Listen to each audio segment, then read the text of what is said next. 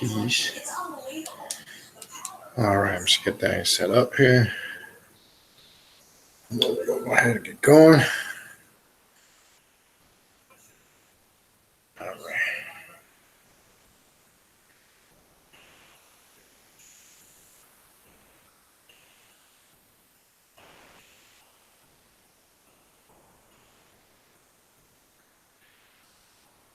All right, people. So let me get things set up here, and then we're gonna go ahead and get going. I want to welcome everybody. So I was running a few minutes late. Apologize for that. Just get things set up here, and then we will get to going. Let me just take this one down so there's no confusion. All right. All right. All right. So wait for a few people to come in while I'm getting myself situated. Then we're going to go ahead and start. I want to welcome everybody again. Apologize for being a few minutes late. We're just, again, waiting. Just going to wait for a few more people to come in the room.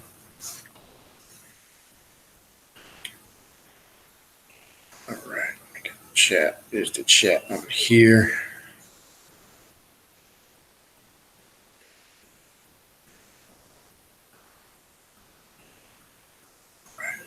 Chat. There's the chat on here. The volume. All right, everybody. Peace and greetings.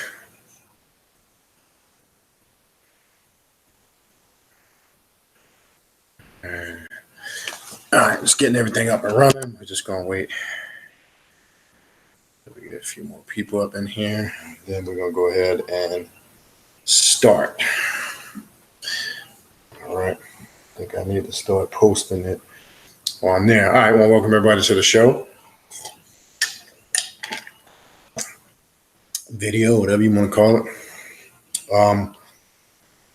it. Before we begin, obviously tonight we're going to go over the final aspect of, we've been covering different aspects of Sith philosophy, the spiritual path, different methods. Tonight we'll kind of tie it all together, and we'll get into that in a minute.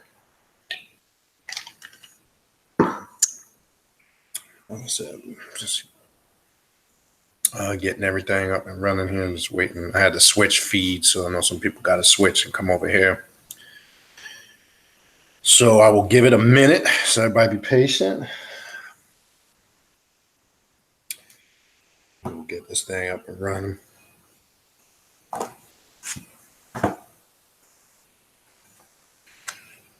right, see people coming in now.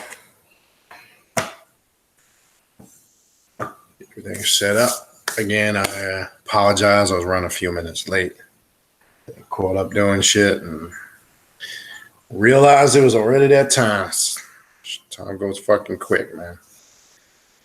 All right, so while I'm waiting, I see people coming in. I just don't want to repeat myself. Let me just go over some quick announcements, some upcoming shows. I have been posting them on the community section of the YouTube page here. That's kind of, if you're not on the on my email or text list, just check the community section here at the YouTube page. Any upcoming announcements or events I put there, so this way anybody can see them, because obviously I don't have access to of everybody on the list. That's common sense. So if you check regularly on the community page, that's where I kind of keep everybody abreast of upcoming shows, events, and also for Primordial Chaos Radio. So speaking of that, just again, a reminder, and I keep posting it there, but I want to keep reminding people so you don't forget to mark it down. This Thursday night, we have Dr. Edward Bruce Bynum. We'll be on Primordial Chaos Radio. We'll be going over his many works, but focusing on dark light consciousness, but not just that. If you've read any of his books, you feel free when we get to the question section. As you know, Dr. Bynum, for those that have tuned in live before with Dr. Bynum on, as you know, he Very intelligent brother. Loves to answer the questions.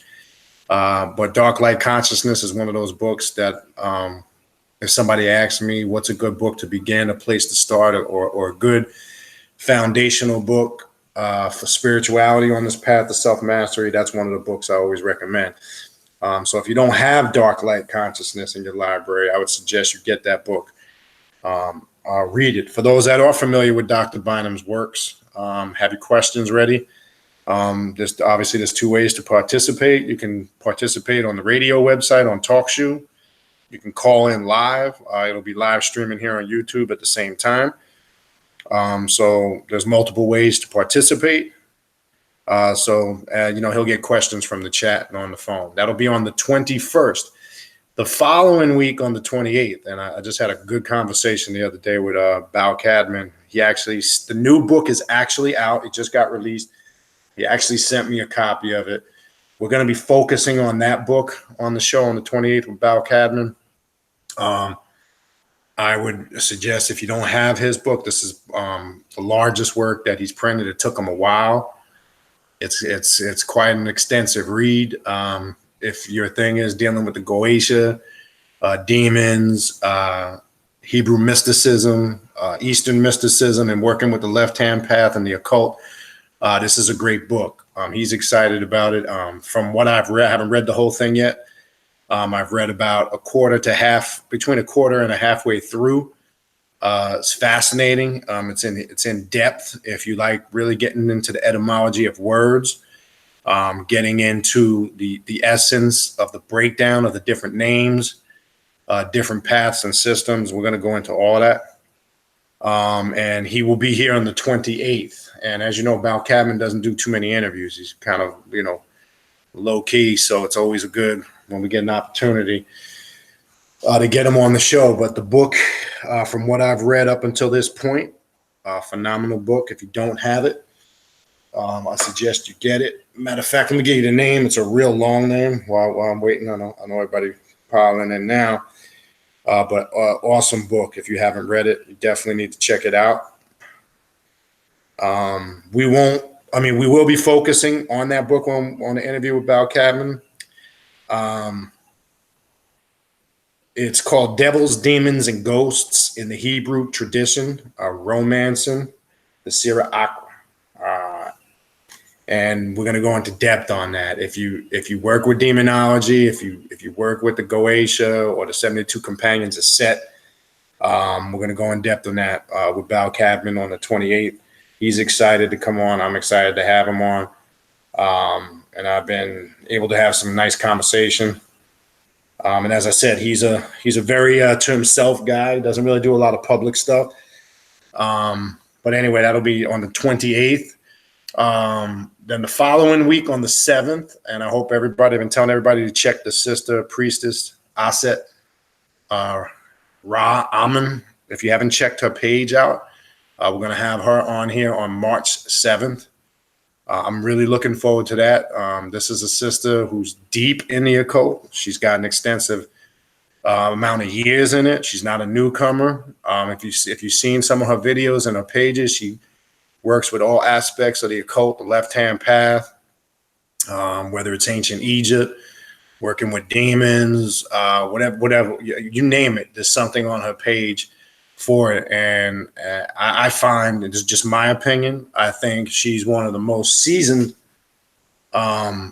females out there on the left-hand path. She's not a rookie. And you don't have too many of them out there like that, unfortunately. And obviously, we're trying to change that narrative. And as we discussed on last Thursday's Primordial Chaos radio show, it's not just about females coming out forward for females. It's about females coming out forward to teach in general. So I'm not making it a female thing, because unfortunately, when females are put in the forefront, it's always like they have to teach just on feminine stuff and sexuality and all that shit. No, we need to see these raw warrior female teachers dropping the science like us men do. That's the shit that I'm looking for anyway. I the girly stuff is cool, but I ain't really looking for that shit. That's something I think also gets stereotyped, as I talked about on Thursday night. All right. So she'll be here on the 7th, and then on March 9th, Don't forget that that's going to be a special Saturday afternoon show. That's going to be at 4 o'clock in the afternoon, Eastern Standard Time. We're going to have world-renowned Luciferian and author Richard K. Page on. Due to where he lives in Europe, it's a 6-hour time difference. So we made arrangements to do the show on a Saturday afternoon. It wouldn't be fair to ask him to come on in the evening, our time. It'd be ridiculously late where he's at. So we're looking to get him on and do a continued series with him on Saturdays and spread them out. So he'll be here on March 9th, 4 p.m. Eastern Standard Time. Make sure you mark that down because it's rare we do any type of show at that time, but we will do it. I'm pumping it and putting it out there so people are aware. So don't miss that show. If Luciferianism is one of your paths, you're definitely going to enjoy that show. Trust me when I tell you. All right, and that will be on the 9th. And brother Bokor Rodney Coleman will be back on Primordial Chaos Radio on March 14th. All right, we're going to have him back, and we're going to go into some other areas of voodoo and voodoo. All right, so those are the upcoming shows. If you forgot any, just go into the community section of the YouTube page, and you will see everything that I just said. That's where I keep everybody abreast, all right? The ritual, tomorrow's the cutoff date for the ritual. I have, as of yesterday, spoke to everybody that is attending. For those that are traveling from out of town and out of state, travel safe. And then when you do get here, as I said, make sure you contact me to confirm that you are here. But everybody that is attending, I know for a fact on the list, I've talked to you. You know the requirements, what you need to bring, and how to prepare for this ritual of the Dark Lords. The Sith ritual of the Dark Lords. It's going to be an experience. The best thing I can describe. It's going to be unlike anything that you've gone through before. It's not anything standard. That's where I'm going to kind of leave it. But I can guarantee you this will be a ritual that you will, it'll stay with you for a good while. All right. So those that are coming, look forward to seeing you on Friday evening. Try to get there at least 10, 15 minutes early. For those that are still pondering coming, tomorrow is the cutoff. We cannot take any more invites after Wednesday due to preparation. We need certain things in certain amounts, and that's based on a head count. That's why we cut off 2 days before the ritual. So you do have until tomorrow. Tomorrow will be the cutoff day for that. So you would need to contact me via email. All right. The next night, the drumming on Saturday, we've moved that up 30 minutes. It's going to start at 8 o'clock. I know there'll be some of you here already for the ritual on Friday, but for those that are just coming to the drumming on Saturday evening, that's going to start at 8 o'clock. Honestly, the reason for that is I totally forgot I had Panther tickets. I'm going to the game that night. It's an early game, starts at 5 o'clock. But that game will be done by 7:30, and then I'm heading straight over to the beach. Me and my oldest son straight to the drumming. I'll be leaving the game, going straight to the drumming. And I had bought these tickets a while ago because I kind of have like a mini season plan thing, and I forgot I had tickets for this game, so I gotta go to that. But I will shoot there. So we just moved it up 30 minutes just so I don't miss any, and I'll be there on time. So just make a note of that. If you're coming to the drumming on Saturday evening, start time has changed to 8 o'clock, 7:30 to 8. We meet out in the front, right? And when you're coming through the main parking lot right off Atlantic Avenue, we meet right out in the front. So don't go on the beach because I know sometime by that time it's a little bit dark, but I want you to go on the beach and looking. Everybody congregates right out front, and then we walk to the spot where we drum together. All right, so get there a few minutes before 8. I know Brother Seth Atten is going to be out there, Jack, myself drumming, a couple other brothers. If you've never been and you do drum, play an instrument, feel free to bring it. Got to know how to play, though. Right? Don't be coming with that whack shit. You don't need to be a master drummer, but don't be fucking up the rhythm. That bothers the shit out of me. I'm not going to lie. When that thing is flowing, it's got to stay flowing. But if you play instruments, I don't care what it is. If you got a shaker, we have talking drums out there, djembes, congas, the djembe. We got them all out there. So we will be spanking some drums on Saturday. All right, online classes. I know some of you contacted me today about the materials. Those that signed up, I will have list of items you will need. Just give me a few days. I know Lady Shalice, you contacted me today. Didn't have time to get back to you today. I'm going to put that together so I can get it to everybody at the same time. You'll have plenty of time to gather it. We still got a few weeks out. So those that contacted me and signed up that need that list, I will get that list to you. Just be patient. Just a lot going on this weekend, but I will get it to you. For those still interested in signing up for the online classes, they will begin March 23rd. So you pretty much have until the day before. I'll let that run right up until the moment before. So if you don't have the information, send me an email and I'll get it over to you. If you are interested in doing a spiritual consultation or a reading, give me 2 days. I'm very busy right now. In addition to readings and consultations, I'm very busy doing sides, quote unquote, best way I can describe it, spiritual work for some clients. So be patient with me. At least give me 2 days. Won't be doing any consultations over the weekend, Saturday and Sunday, pretty much because of what we got going on. So if you do contact me in the next few days, it probably will begin again on Monday, Tuesday, around that. So I just want to make that clear. I know sometimes people want it now. It's hard for me to do it the day of or the following day, unless, like I say, sometimes a spot will open up, but I can't guarantee that. All right. For anything that I just discussed, feel free to email me at KHN. I'll put the email in there, but it's in the description box of every video in case you forget, but I'll type it in the chat one time. I know I don't have to do that. I always forget, but let me just type it in and you will have it. And again, if you forget, just all you got to do is look at the description box of all the videos. That's the email I just typed in. For any of the things I just mentioned, can hit me up at those, at that email. All right. So having gotten all that out of the way, now we got situated. Things are up and running. We got the chat going. Again, when I'm done presenting the material, you will have the opportunity, and I want to put, again, to come in live if you'd like to ask a question. Make sure we do it in orderly fashion and be courteous. If you got background noise, please don't. It picks up everything. I just want to make that clear. If you're going to come on live when we ask questions, if you got stuff going on in the background, please be courteous to everybody else listening. And it's real fucking annoying to me. Make sure you got your mute on. I mean, do whatever you got to do. But if you're moving around, moving papers, books, walking, moving things, the microphone picks everything up. So if you are going to come in live, just make sure you and don't have another device playing in the background. Some people come on live, they have it on their desktop or their laptop and they're on their phone. It picks up the echo. All right. So let's make sure we take notes of those things when you come in live. And obviously we're encouraging, not that we're making it a male-female thing. We want to hear from more females. Stop hiding behind the keyboards. Stop being shy. You know, when it comes in, this is the opportunity for your voice to be heard. And you don't necessarily have to have a question. If you want to add a brief comment, a brief statement, we don't want to hear your whole life story, but if you got something pertinent you want to add to the build, come in. That's the whole point of it, you know, when we get to that portion. All right. So we're going to get into the Saber mind and the 4 dimensions of power. I'm going to put the chat down for a minute. This will kind of take it home. Now, if you are, I want to make this clear. As I said, there's a method to my madness. You know, after this, you know, we'll revisit the Sith stuff again.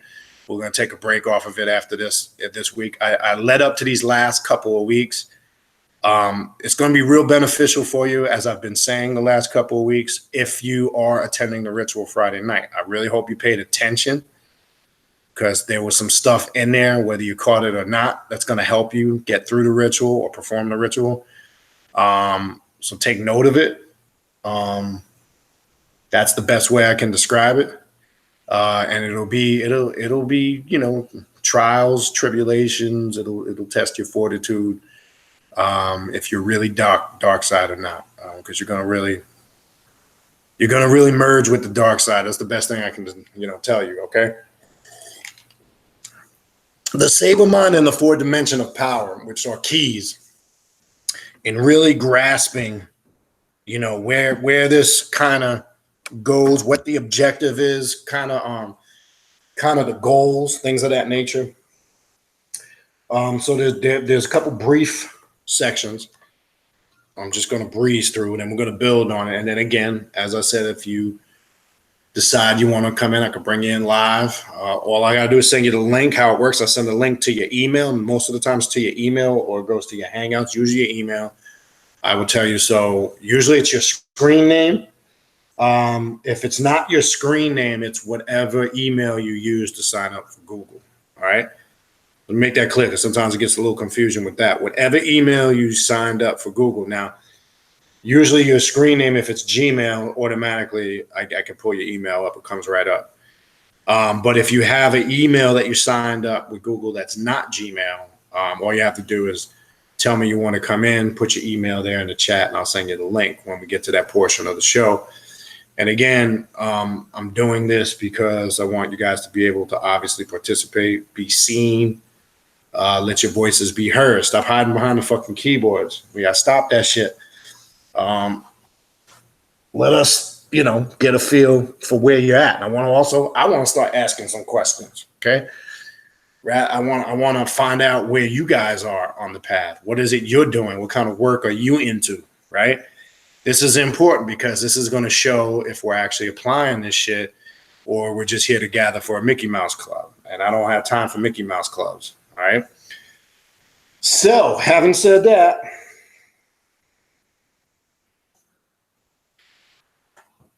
okay, I'm going to go to two books. Again, a lot of the information I've been using, obviously the Book of Sith, but I've also been taking excerpts. I mentioned the Sith Academy has put out a series of books over the last several years. And let me make this disclaimer like I've been doing every week. I am not a member of the Sith Academy. I'm not promoting or encouraging anybody to join. If you do, that's entirely your own personal business. I do agree with a lot of their literature. There are some things I don't really agree with, but as you know me, I don't focus on the things I don't agree with. I focus on the things that I can apply on my path of self-mastery, because it's a waste of time and energy to focus and give energy to shit that you don't agree with, because it's personal. So I'm not going to sit here. I wouldn't waste time and energy talking about the shit I don't agree with, because I'd sound like a little whiny bitch moaning and complaining. As we know on this path, when we don't really feel something to agree with it, we just put it to the side and we don't deal with it, and it's done with. That's how you keep moving forward. That's how you keep growing. So I want to make that disclaimer. If you're interested in any of their literature, all you got to do is Google them or go on Amazon, type in Sith Academy, all their books come up. I will tell you, most of them are available. Some they're recirculating in print, but when you do, some of them it might take longer to get, but you'll know when you go to purchase them. They'll tell you the expected date. So it might take a couple of weeks to get some of them. This is an excellent one. I haven't even gone over the Templar Handbook. I plan on doing that in a later series down the road. This is the Dark Side Philosophy, a really good book. I'm going to take the 4 dimensions of power out of there. This is the Masters of the Will, the Dark Lords, which is key. I would recommend, you go through these books and you decide what you can apply with. And again, if there's something you ain't feeling, you just skip it. So there's a lot I do agree with. There's a lot I don't agree with. All right. So I want to make that clear just so there's no confusion. All right. So I want to go on to page 21, the Saber Mind. A couple brief things. The Saber Mind is a path of inner alchemy. How often do we talk about alchemy? Inner alchemy for personal transformation and spiritual growth. Another book I would recommend, Dennis William Huck. Right, I've mentioned him before. I've used his book several times in previous videos. I actually know him personally. He's a Rosicrucian. He belongs to the Grand Lodge in San Jose, California. Though he doesn't openly talk about it in his books, he actually has done presentations at the lodge. You can obviously tell if you're a Rosicrucian. You can see the influence in there. The books he writes is for anybody, so that's why they're not geared just for Rosicrucians. I think the Personal Inner Alchemy, as described here, that is an excellent book. If you're looking, how do we apply spiritual alchemy on the left-hand path? Remember, the science of alchemy is transforming something from one phase or existence into another. You can even connect that to the Baphomet symbol, the coaguli that's written on the arm of Baphomet. That means going from one state to another. It really represents transformation, regeneration, renewal, growth, change. which connects to that occult symbol, as I said many times before, which deals with totality, equilibrium, androgynous as far as masculine and feminine energy.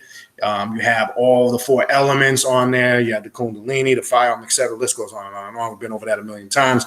A great book for how to take that alchemy and apply it inward, because there's a different way we use alchemy on the left-hand path. We don't really use it to just apply these fluffy methods. Alchemy can be a process you use for change and growth, where you do serious internal work, and that translates into your rituals. And sometimes in that inner alchemy or transformation, there's a lot of pain. I'm not just talking about physical pain. There's a lot of, trauma you will deal with and address, things of that nature. But once you use that alchemy and that science via your ritualistic work, the rewards and the growth is tremendous. You can't even really put it into words. Okay.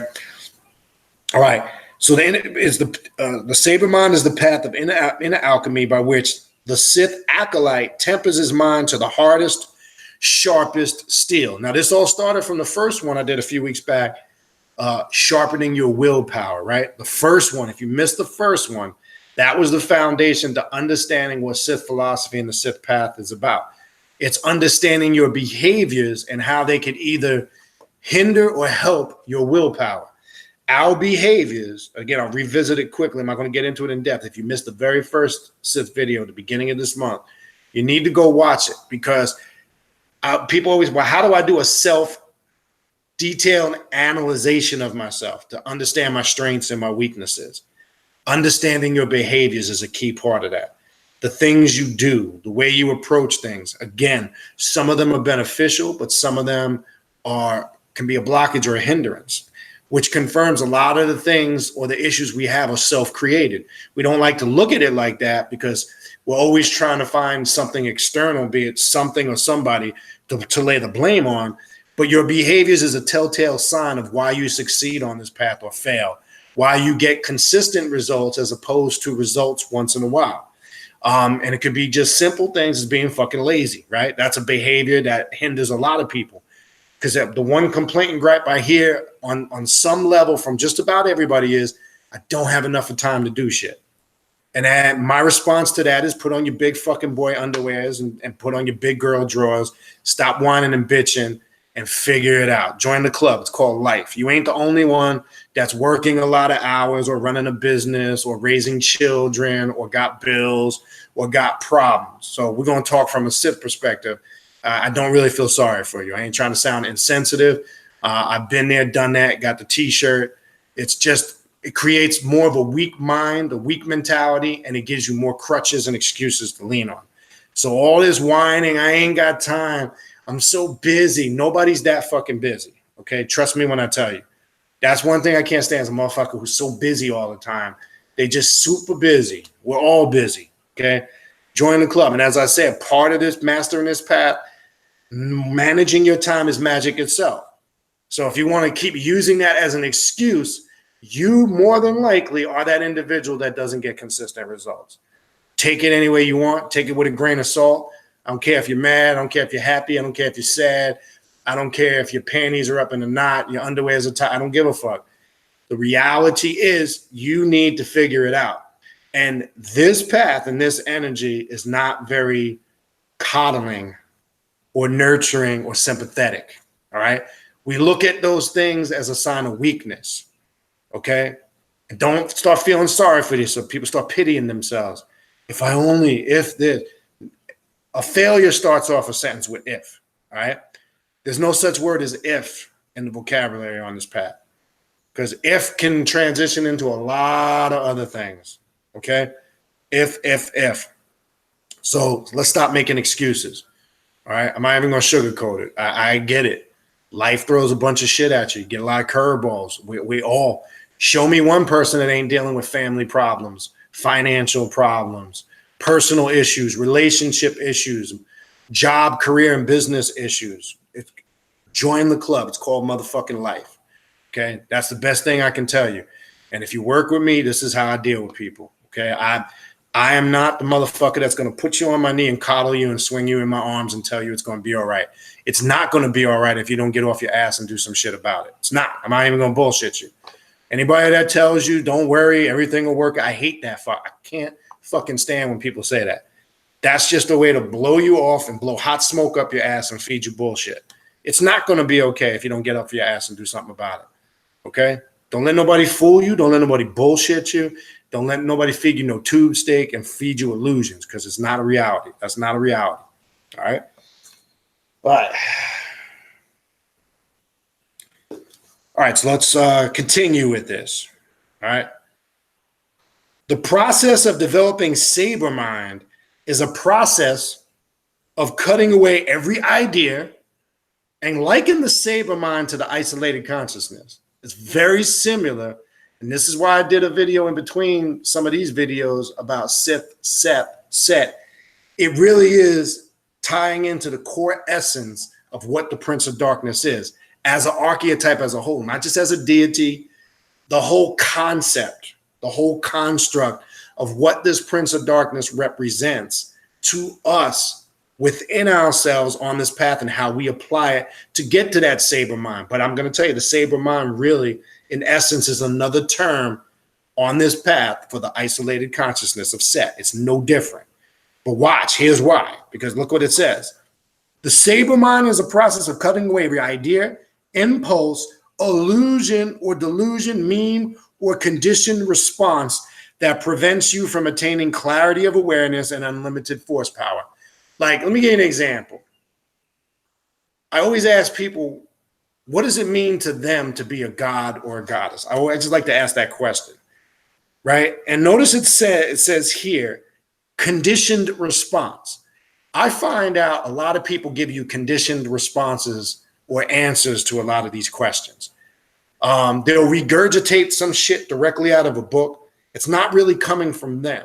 When a question like that is answered, I'm not asking the question because I want you to give me the conditioned response or the rehearsed answer or the main answer on this topic that's written in every book as a generalization. The question is, what does it mean to you on this path to be a god or a goddess, or to be, that powerful divine being that's in control, the sole governor of their spirituality? What does it mean to you? Don't give me some rehearsed, regurgitated shit where, being a god or a goddess back in ancient Egypt. I don't want to hear that shit. Because that shows me, like I said, you got readers and you got people that actually study and absorb and learn and apply the information. That's the difference between a book reader and somebody that studies and applies the information. Don't confuse studying with reading. Unfortunately, in this conscious shit, we got a lot of readers. They're very quick at quoting books. They sound good. They can word verbatim quote information. But then when you look at them per se as an example or an archetype, they're all fucked up. They are not an example of anything that they're talking about on a spiritual, mental, emotionally, physical, and a financial level. So it shows me you're reading, but you're not studying and applying. And it's not being judgmental, because that's religious. If you think that sounds judgmental, you still got a religious mindset, but you're just not aware of it. It's basing it on concrete, hard facts and evidence. I've been saying for years in all my videos, you should be a living example of what you teach. So if you're constantly talking about some shit and you're not a living example of it, then, hey, look, it ain't nobody exposing you but yourself. That's it. And that's what it means on this path when we say we take responsibility for our successes and our failures. We don't blame nobody for that shit. Because who are you going to blame if you say you're God? Right? Then when we fail, all of a sudden we start taking a weak, mortal-minded mentality. We'll find people to blame, excuses, why we can't, blah, blah, blah. It's all bullshit. All right? Saber Mind is the forging of an unbreakable, adamantine will, a will that is unfettered and sovereign, recognizing no authority but its own. So who is the governor, ruler over you? Nobody but yourself. How do you get your spiritual sovereignty back? By accepting that as a reality, not just saying it, not just reading about it, but accepting it wholeheartedly that you have sovereignty when it comes to your spirituality. That's real sovereignty, not Moorish sovereignty, not trying to get acceptance in a society where we live through politics and government. That's not real sovereignty. Okay, that's illusionary sovereignty. That's something else, because we know the hustle with all that Moorish shit. I ain't even gonna waste my time and energy on that. So when I'm saying sovereignty, I don't want your mind to go to that stuff. Oh, excuse me. I'm talking about your spiritual sovereignty. That's when you're truly free, when you're mentally free. You're not confounded to these illusions it mentioned, these delusions, these concepts, these religious constructs, these dogmas and philosophies. You're not locked into doing what the mainstream does, what society says is the norm, what you should be doing. You don't care about any of those things. That's how you separate and gain what they call on this path the saber mind, right? It's easier said than done, because a lot of that stuff is hard for it to just dissipate, because it starts with years of conditioning. We've all been conditioned over many years. I don't care how old you are now. Look, I'm going to be 48 in June. I came into quote unquote consciousness as a teenager, and I'm still working on my bullshit. Here we are 30, a little bit over 30 years later, still working on it. So I find people so full of shit that have been on this path for a couple of years, and they portray and present themselves as some masters and gurus, and they know everything. It's all bullshit. Anybody that's really on this path knows it's constant fucking work. It never ends. So once you start thinking in your mind that you're high mighty chief shit, that's when your ass gets booted right down to reality. A humble person is able to move through these systems. When I say humble, I don't mean docile. I'm saying somebody that knows when to contain their tongue and learn. It's a constant process. So there's no such thing as having it completely all figured out. But you do have those illusionary fools that think they do, unfortunately, right? And like I said, I'm 47 going on 48, and I'm still working on my shit, okay? I still got issues I got to work on myself on a daily basis. Have a horrible temper, explosive temper that I constantly been working on for years, and I go through my ups and downs with it. I can go through the list of others. But when you start presenting yourself as chief mighty shit, and I don't have any faults, you're not on this path. Sorry.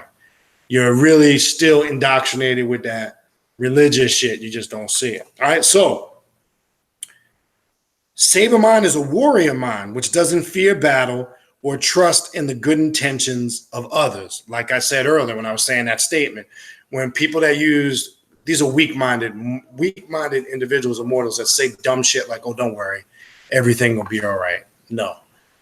That would be, relying on trustworthy intentions of others, right? That's not a reality, because the only person that's going to be able to fix issues and problems is you. So let's make that clear. What's up? Yeah. Going to bed? No. What you doing? Don't hurt your cars? All right. Do you, man. All right. So let's keep that in mind. We don't rely on the good intentions of others. That's faith, right? That's belief. Let's hope it all works out. Well, why there are individuals that hoping it all works out, there's individuals like us that are getting up off our ass and doing something. I ain't an individual that sits around and hopes it all works out for the better, right? That's that slave mentality, right? That's when they were telling our grandparents, our great-grandparents, oh, the good ship Jesus is coming. It's coming back for you. Just don't worry. It's all going to work out in the end. Sorry. We don't abide by that, all right? All right, Saber mind understands the answers to the riddle of steel. Men are untrustworthy, but the sword you can always trust. Strong blades must be forged through struggle. Steel is nothing without the will to wield it. Saber mind is a skill for industry, artistry, and craft. For across thousands of years, blades have reflected the highest creative abilities in mankind. The possessor of saber mind not only has the physical and mental strength to wield his weapon, but the skill and diligence to construct, maintain, and repair it. And for those coming to the ritual, I hope you paid attention to that last section, because there's an aspect of the ritual that deals with that. That's the best thing I can tell you. Believe me, I ain't giving away shit. You might think I did, but I didn't. But your mind should be in that area. All right. That is the breakdown of the Saber mind, right? Very similar to the isolated consciousness.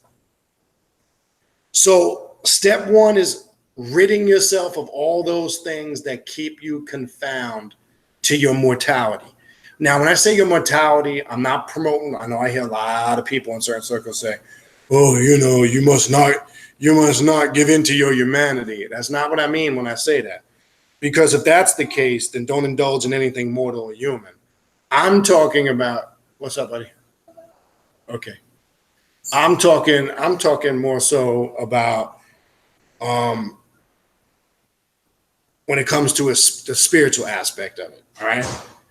Stop doubting yourself. Stop looking at yourself as this weak-minded mortal that is at the bay or is at the control or at the mercy of some external spook god that doesn't exist. That's what I'm talking about. For those that are still with that conditioning, all right? You must rid yourself of all of those ideologies. You must strip away from yourself all the old ways of thinking, because this is what this path does. This path, look, like I said, it's like when you're half asleep, it shakes the living shit out of you and wakes you up. That's what a lot of us need. We need to be shaking the shit out of us, right? We need to come to the realization, and that could be everything. That could be certain way. Look, it could be to the point of things you've been doing a certain way for so many years that you thought in your mind was correct. And you've been doing it for so fucking long that you've been doing it for so long, so you automatically thought this is the right way of going about doing things. This path will show you, and it shakes that foundation. It will show you and say, well, you know what? I really haven't been doing it what I thought was correct. So you must be able and willing to question everything you think you know. And I say the word think because I found out on these paths there was a lot of things I thought I knew and I realized I didn't know shit. Right? I just had this false sense of knowledge via these conditioned program paths of spirituality, or these fluffy right-hand paths, right? Which give us all the aforementioned things, and false insecurities, dogmas, faith-based systems. This keeps us confounded, and it keeps us in a state of mental indoctrination and slavery. So the Saber mind is really addressing that and removing all of those things. That's step one. And that's why I say go back and watch the first video if you did not see it. Will over behavior, right? Because your behaviors, because people always say, well, how do I go about starting on the path and doing the work? See, they want me to tell them some, well, get this black cloth and put these candles on it. And no, it's not. Get that shit out of your mind. This shit is work. The first thing I'm going to tell you to do is, all right, be a critical judge of yourself. Let's start there. Let's get our shit correct. Because you can't proceed forward and do anything until you get yourself right. And that's why those other systems don't work. As I said many times before, all of the systems that are promoting save the fucking world, unity and peace, kumbaya, let's hold hands, everybody unite, put your money together. It sounds good. I know it's an easy sell. It sounds really good. It sounds tempting. You get sucked in. The reality is it'll never happen and it won't work. Real simple why. First of all, one, you can't help others if you can't help yourself. So how are you going to go extend help and fix other people's shit when you haven't even fixed your own shit? But if you reverse that process, if the first step on these paths was taught, let's get ourselves right individually before we come together collectively. Because if you're uniting people from all different walks of life, but they're all coming from different mindsets, spiritually, mentally, culturally, and all those things that come with it, that's a hard thing to do. That's why I say it's an illusion and it won't happen. Then you got to factor in tribal blood and tribal energy. That's a whole nother story, right? And this path gives you the reality. Hey, you could look at it as gloom and doom. Oh, that sounds pessimistic or negative. Call it what you want. You know what I mean? I couldn't give a fuck. I don't look at it as positive or negative. I look at it for what it is. It is what it is. And this is why people spend their whole lives chasing an illusion that doesn't fucking exist. And this is why most of us left those systems and are on this path, because we started to see it was all bullshit. There's more to this. What's going on? A lot of us spent our lives in these groups, clubs, and organizations. We devoted our time and money only to get fucked over, stepped on, and realize it was a bunch of bullshit. And it is, because it's not a reality. It's a false dream. It's an illusion. And it's a fairy tale and it's a myth and it's not a reality. So therefore, we end up here where we start to see things for what they are, not for what we want them to see. That's part of the Saber mind. Seeing things for what they are, not for what you want them to be. And a lot of us struggle. That's one thing in life we all struggle with, because we already have preconceived notions and mapped out ideas in our minds of how we want things to be or how we're trying to perceive them. But this path will shake the shit out of that too. It'll show you, well, look, the way you've been looking at this is not quite that. Or the way you've been doing this, maybe you should try this. And it's very hard to teach an old dog new tricks. That's a hard thing to do. And this is why some people struggle on the path and they go back to doing what they used to do, because they can't strip away. They can't tap into the Saber mind, right? They struggle because there's that conformity there that, not that they're conscious of, that they think they've eliminated. Because the average person on this path, as I said before, they'll tell you on the surface, oh, no, I'm not affected by religion. Oh, I'm not affected by this. Oh, no, I'm past all that. Oh, no, I mastered that. No. See, I'm trying to say, when you're doing the internal work, the inner alchemy, you're bringing up stuff from the subconscious that you're not aware of that's holding you back. That's my focus. I'm not worried about the shit you think you know that you corrected in addressing your past, right? We all think we're past all those things. I'm talking about the things that come to the surface that you're not aware of. This path will assist you in that if you're really, really trying to grow, change, and evolve, all right? All right, so the next thing I want to go into is the 4 dimensions of power, all right? A brief section, and tie this in. These are probably the core aspects of this path, all right? So let me pull that up. I should have marked it. Oh, here we go. All right. So this will be the second part, and then when I'm done with this, again, if you want to, when we get to the portion of the show, if you want to come in and ask questions, I can bring you in live. Again, stop hiding behind the keyboards. Make yourself known. Make yourself seen. And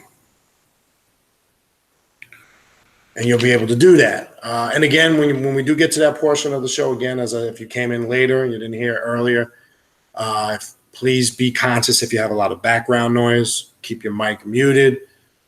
When you are speaking, if you got things going on in the background, noise, or you're moving around, just be conscious of that. And you're not speaking, keep your mic on mute, because the mic picks up everything. It's very, very detailed.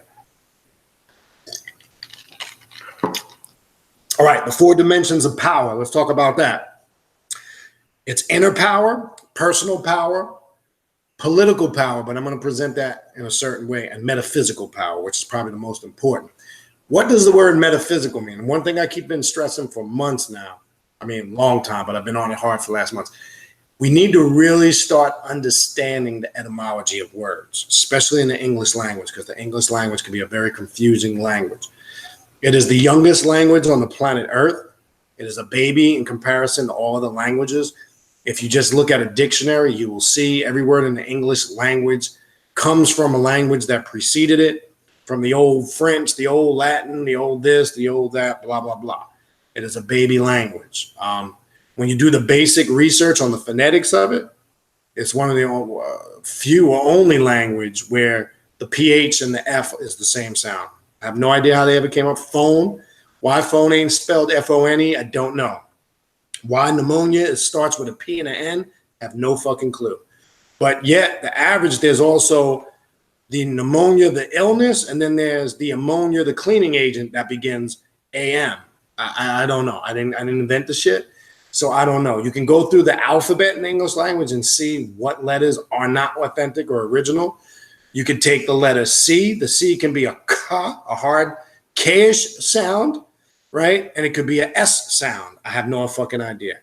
You can even take the word no, where you can put that before in the word no. I don't understand how the K and N is the no sound, but take that away, you got the word now, but pronounce not no, but now. Put the K in front of it, it's no. But yet you're not using the the sound of the letter K itself. I don't know, people. I'm just showing. I'm just presenting it. I'm trying to show you how confusing the language is.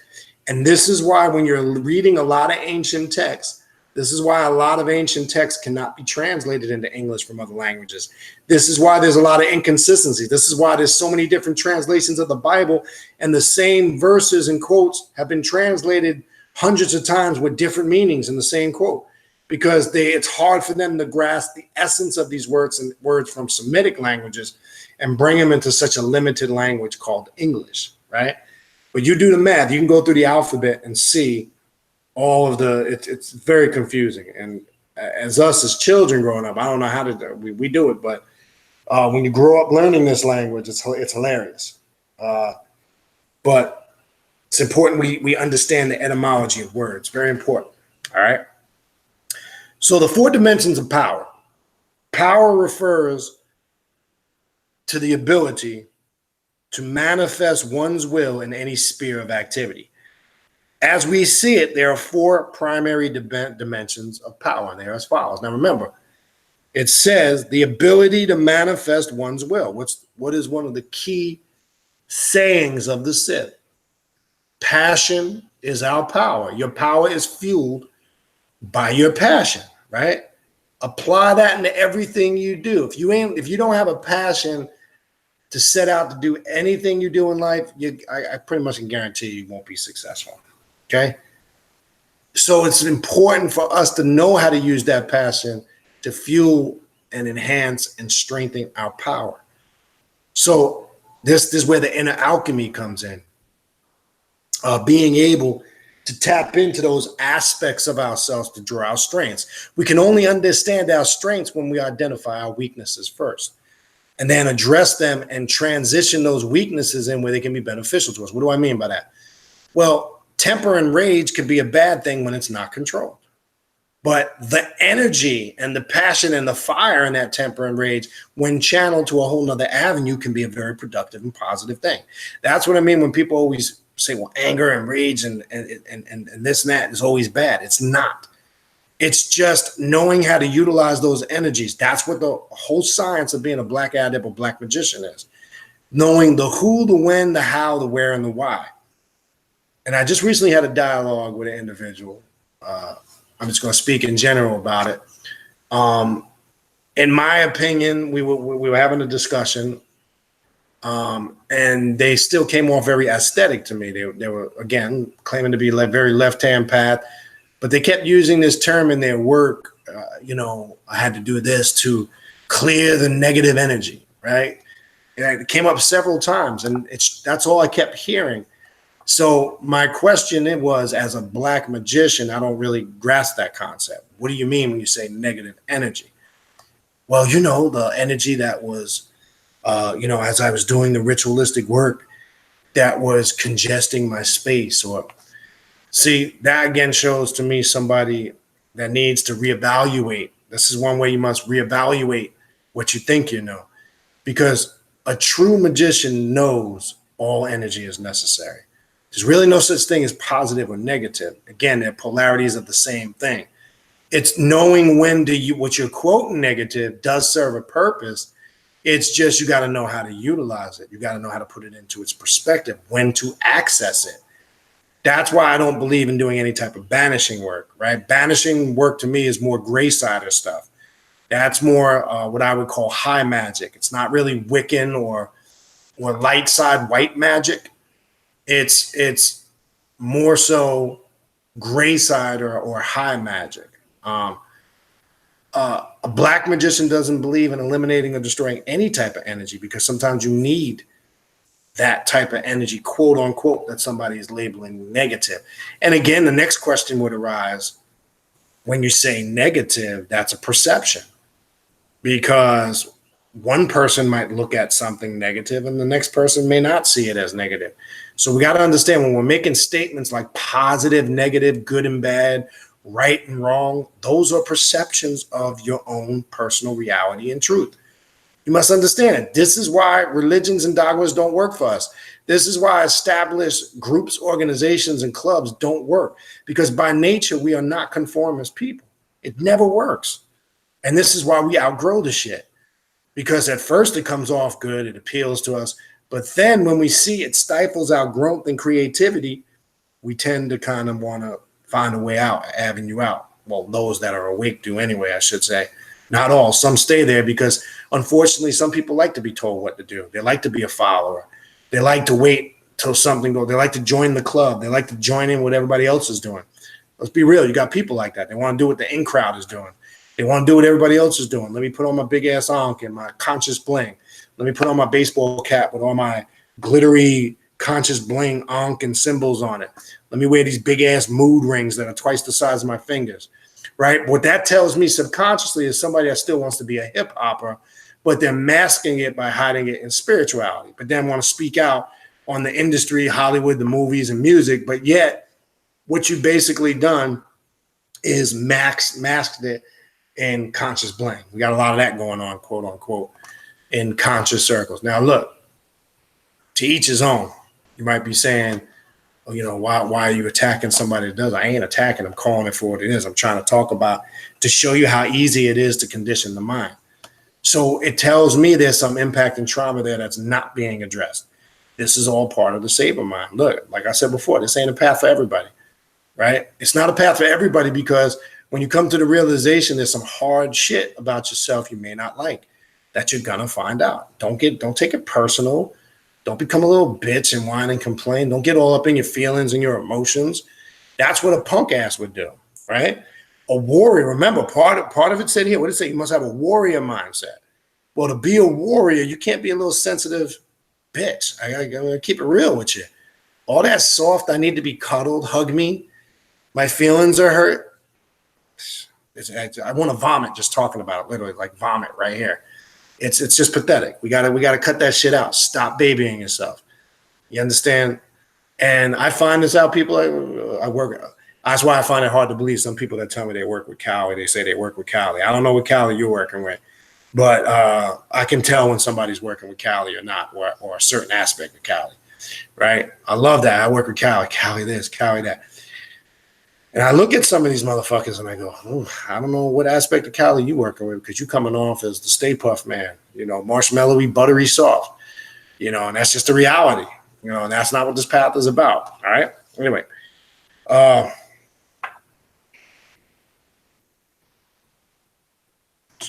will get to that shortly. So inner power.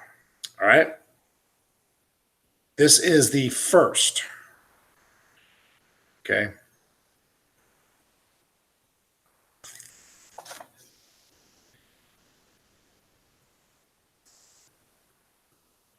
Okay, so the ability to compel your own mind and body to obey your willpower, to be self-reliant, unconquerable, right? Nothing should be able to conquer or penetrate, you know, what it is you're doing, right? And have an inner sense of purpose or will. And purpose, let's talk about that. Because that's one question in private I like to ask people, what is your purpose for being on this path? Pay attention if you're coming Friday, okay? What is your purpose for being on this path? I don't want, and again, I'm just posing a rhetorical question. Answer it to yourself. If you'd like to come in later when we have people ask questions, feel free. And I'm not looking again for no rehearsed generic shit. Nah, I want to be a good person and blah, blah, blah, blah. We all want to be that. Again, what is your purpose for being on this path? Is it any different from where you came from? What led you here? Why are you here? What are you trying to accomplish? Are you hiding here to mask your insecurities like you did in Hotepism, right? Or Santeriaism, or Islamic, or Islam, or Christianity, or Jew? Are you here doing the same thing, but just shifted and dressed it up with a bunch of left-hand path, dark occult stuff? See, that's the problem. When you tap into the Saber mind, you might see, look, I'm doing the same shit I did before, but I'm catching myself. But all I've done is decorated with a lot of occult stuff. We have a lot of people that do that from previous paths. They come on this path and they got all the external trimmings. They look occultic, if that's the word we want to use. I don't even know if that's a fucking word, but whatever. You know, they look dark and occultic and very left-hand pathish. But when you strip all that away, when you see what's in here and in here, you see you ain't got nothing but a religious person that has covered and masked their insecurities. All right. So inner power, very important. Personal power, number 2, the ability to compel other beings to act in desired ways, alter their personalities or beliefs, seduce them, etc. Forcing your will. If you're on this path, it is very easy to enforce your will on another that is not on this path. Very simple. When it uses the word seduce, that doesn't just mean sexual, okay? Because unfortunately, we're programmed like that because you hear the word seduce.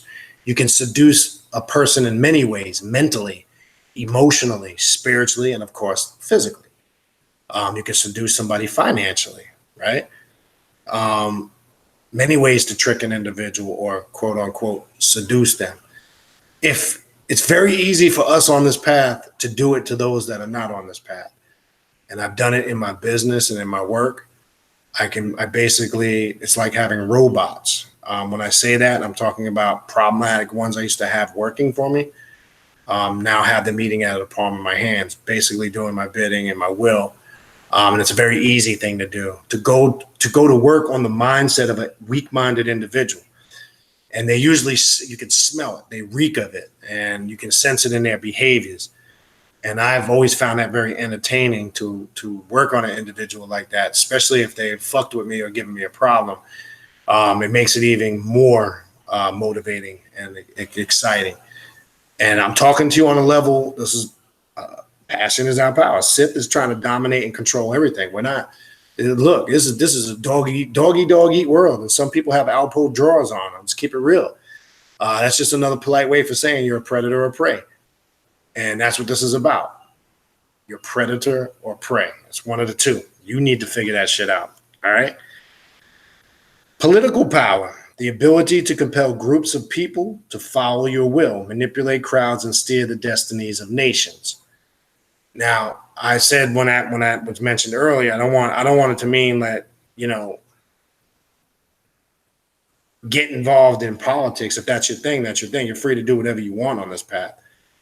But what it is talking about here, again, that manipulation factor, how to manipulate a situation that's beneficial for your favor.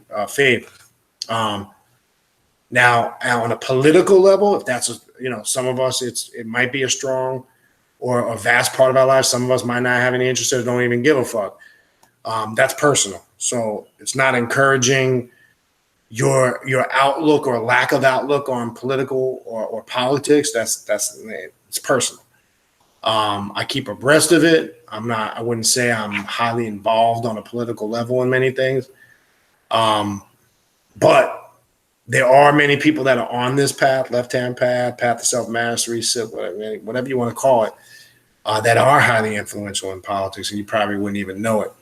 And they are there influencing on levels you probably don't even know it and not even aware of. I can tell you this, in certain circles that I walk in, I've been amazed over the years to find out the prominent people, professional people, whether they're doctors, lawyers, politicians, investors. You'll be surprised. And it always seems it's successful people. Not people that are hustlers and trying to just get by. I'm talking about influential people that influence the world. You'll be surprised how many are on this path and just are very discreet about it for obviously for good reason, right? It's not something you in certain circles you can be completely open about, but it is what it is. All right. Then the last one, which is a little bit more in depth. All right. And then we'll finish with this. And then if anybody wants to come in and ask any questions, feel free. All right. I see Brother Jack. Peace, Jack. And I'll see you Friday. Sister Maya, I'll see you Friday.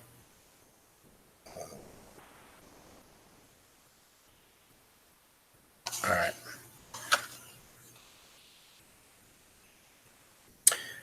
right, metaphysical power.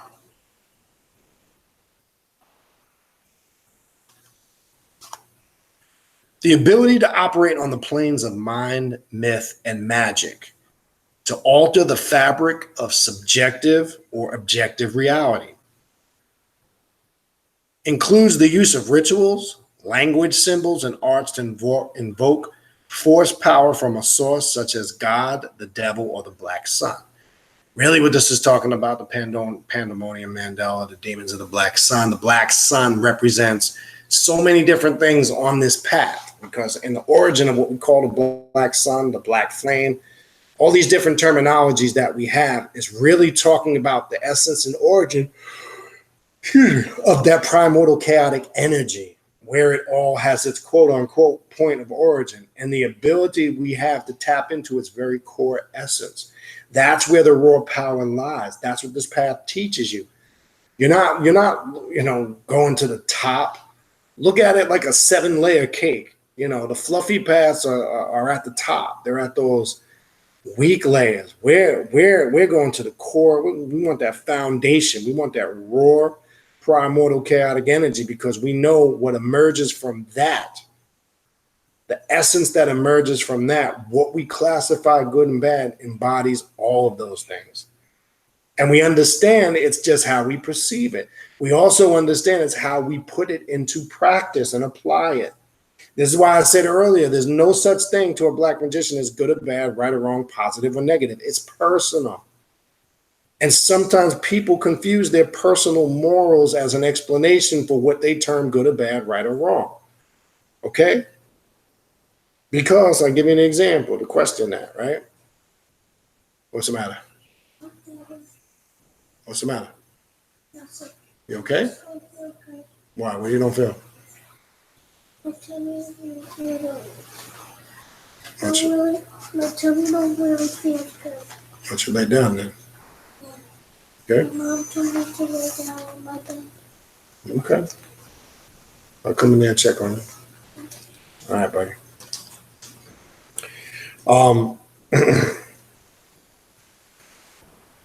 Let me give you an example of that.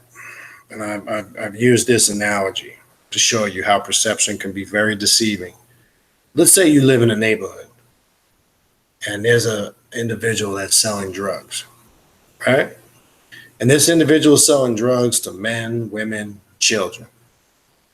And there are people that are, whether it's wars over the drugs, and this is reality, this happens in neighborhoods as we speak.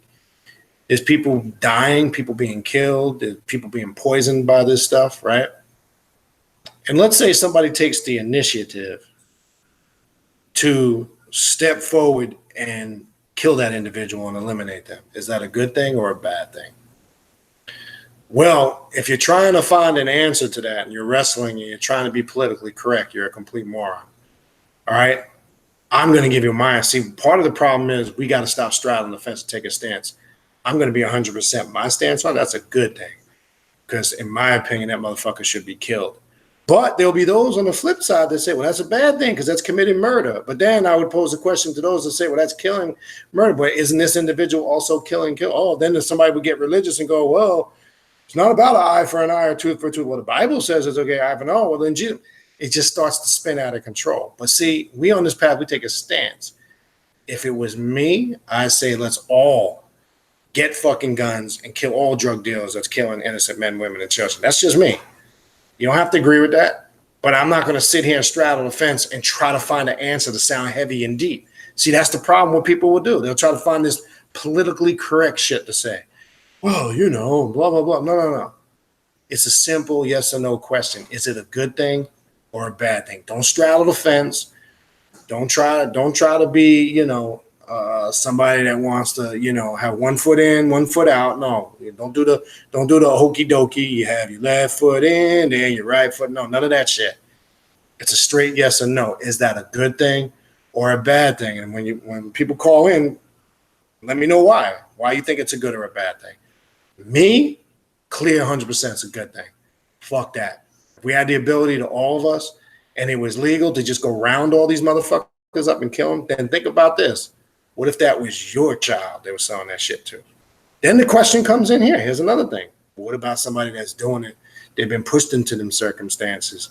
They didn't have no choice, their upbringing. I know some people get into that lifestyle because it's their last resort. I still couldn't give a fuck. You know, I get it, but that's the risk you take. You understand? I'm telling you because years ago, not on a, that we're talking about weed. Years ago, yes, I have experience with that. I'm not talking about now. It's changed. The game has changed. Weed is like cigarettes now. It's not, soon it won't even be a drug. It'll be classified as, I'm just using an example. Okay. That's the chance you take. That's the, you want to be in that lifestyle. That's the chance you take. And again, I'm not knocking or judging or being judgmental of anybody because I know life sometimes throws circumstances that you got to do what you got to do.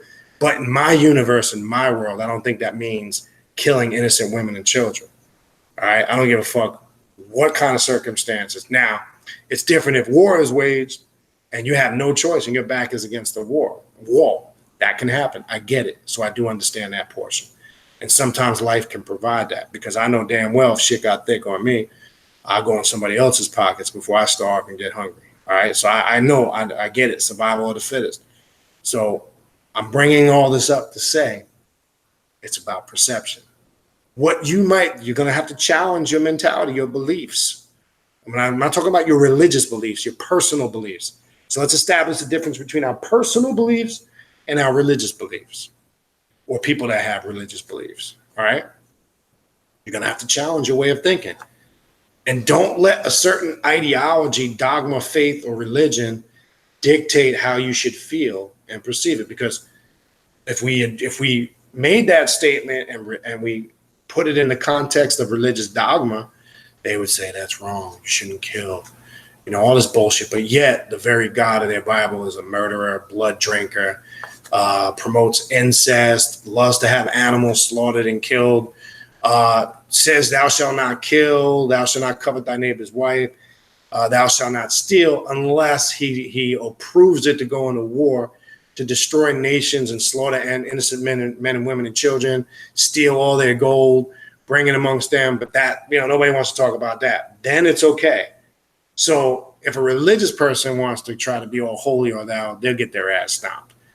Right? I'm trying to show you how the mind is conditioned. Now, you may not agree with the way I explain it. It might sound very harsh or cruel. You know why? Because it's different from what you've been programmed and taught. Because that's really what it is. And that's the reality of it. It's up to you how you're going to put it into perspective without being influenced by how you were raised, your personal morals. Okay?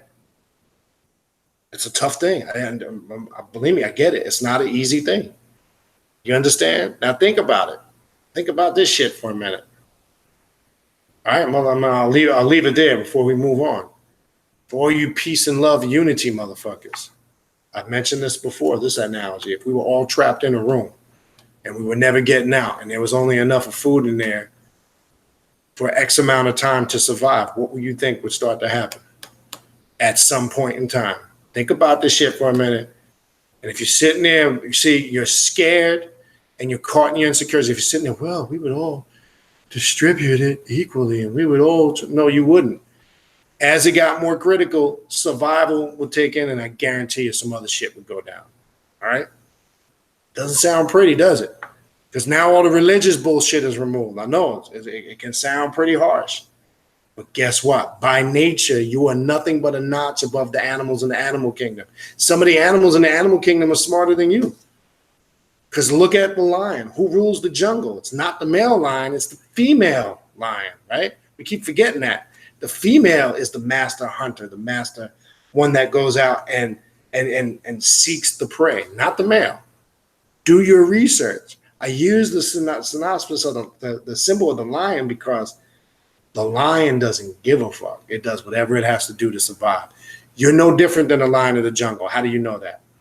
If I stripped you of everything that you have, the clothes on your back, the place where you live, the car you drive, the money in your pocket, the food in your refrigerator, you would regress back to the lion of the jungle. Trust me. I know I would. Like I said, I go in somebody else's pockets before I go hungry. That's a fucking reality. You might not think you will, but when you get pushed to that level of survival, you best believe your ass will.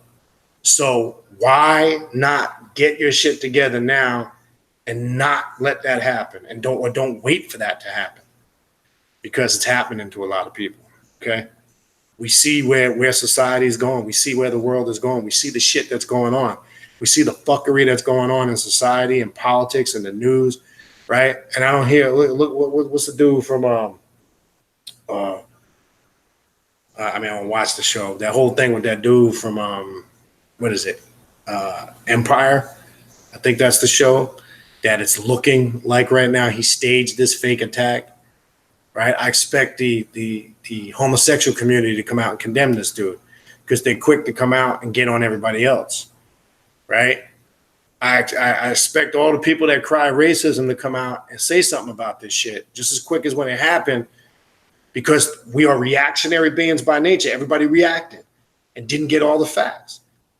And if you're on this path, I said from jump when I heard the story, I said, that shit sounds fishy than a motherfucker. So a person that's in control of their emotion is not a conformist, sits back and waits for the shit to develop. And that's what I did. And I knew from jump something was fishy about this dude. Didn't sound right.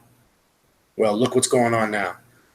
But all the people that are puppets and are controlled and are looking for that racism crutch to lean on were crying bloody murder, racism, blah, blah, blah. And then they were linking it to Donald Trump and make America great again and all.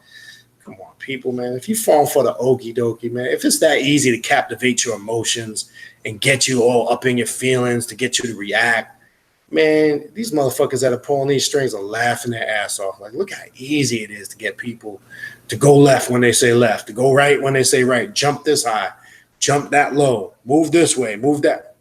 Come on, man. At what point do you stop being part of the experiment and you control it? Fortunately, a lot of people are part of this experiment called life. They're not living it. They're not controlling it. They're a victim of their own circumstances and they don't see it. That's the purpose of being on this path. That's the answer to the question, what is your purpose on this path? I'm not saying exactly in those words, but it should be along the lines in that area. If you're going to come with some generic, I want to be a good person and to better myself. Yeah, we all want to, but be specific. In what way? How? What? What are we talking about? Right? Don't give some rehearsed fucking answer. It is what it is. Anyway, let me get through the rest of this, and then we'll get to some questions and some comments, right? All right, so the ability to operate on the different planes. We finished off with the black sun. These four types of power are linked and ordered. One drives another in hierarchy of manifestation. The proper order of power manifestation, in our view, is this: metaphysical power, right? Always starts there within, right? And I'm glad they have that as the first.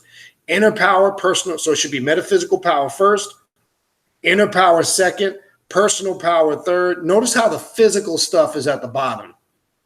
Notice it starts within and works its way out, whereas other philosophies are teaching you to look outward and find the answers to these things and then work your way in, which creates pure confusion.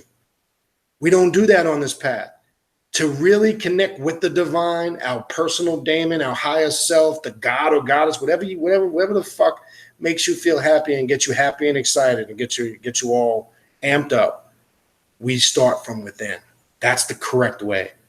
The problem with most other dogmas, you're constantly looking outside of yourself. You're constantly looking for external things, and that's why it doesn't work.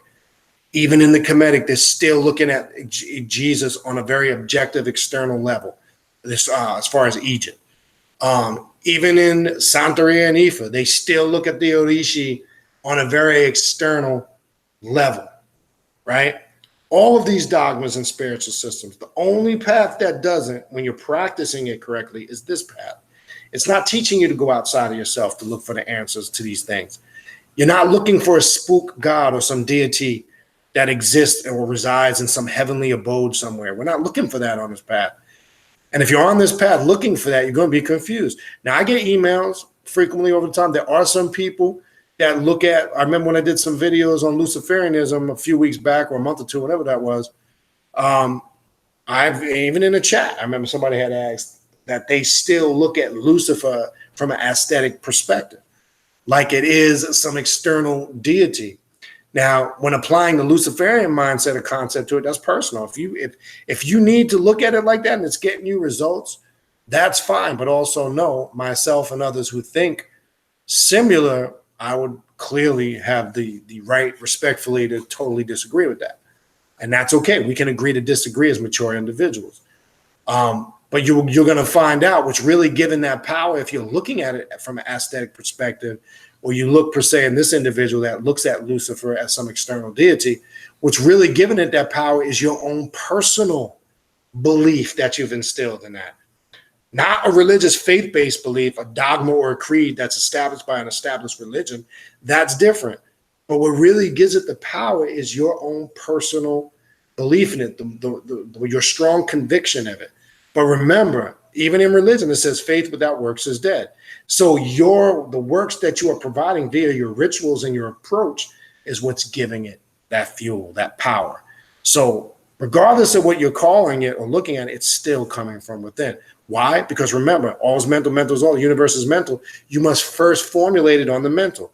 So when we think about this construct of God or the creator, we have to go in our mind, right? We have to start formulating our thoughts. And then when we bring those thoughts into existence, then it starts to become a reality. So it still has its point of origin in the mind, right? Understanding that gives you a lot of clarity on how you look at things, right? Very important to understand. But anyway, so that's the order. This chain of power manifestation entails 4 steps. Identify a source and invoke power from it. Fuel your will and sense of purpose with that force.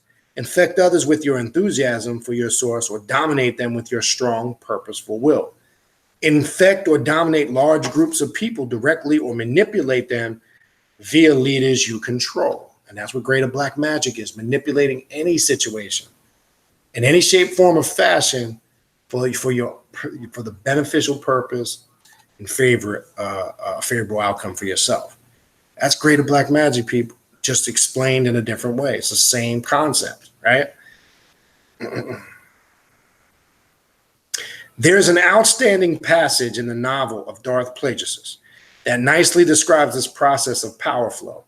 Here, Darth Sidious is reflecting on his life and the teachings of his master, Darth Tenebris.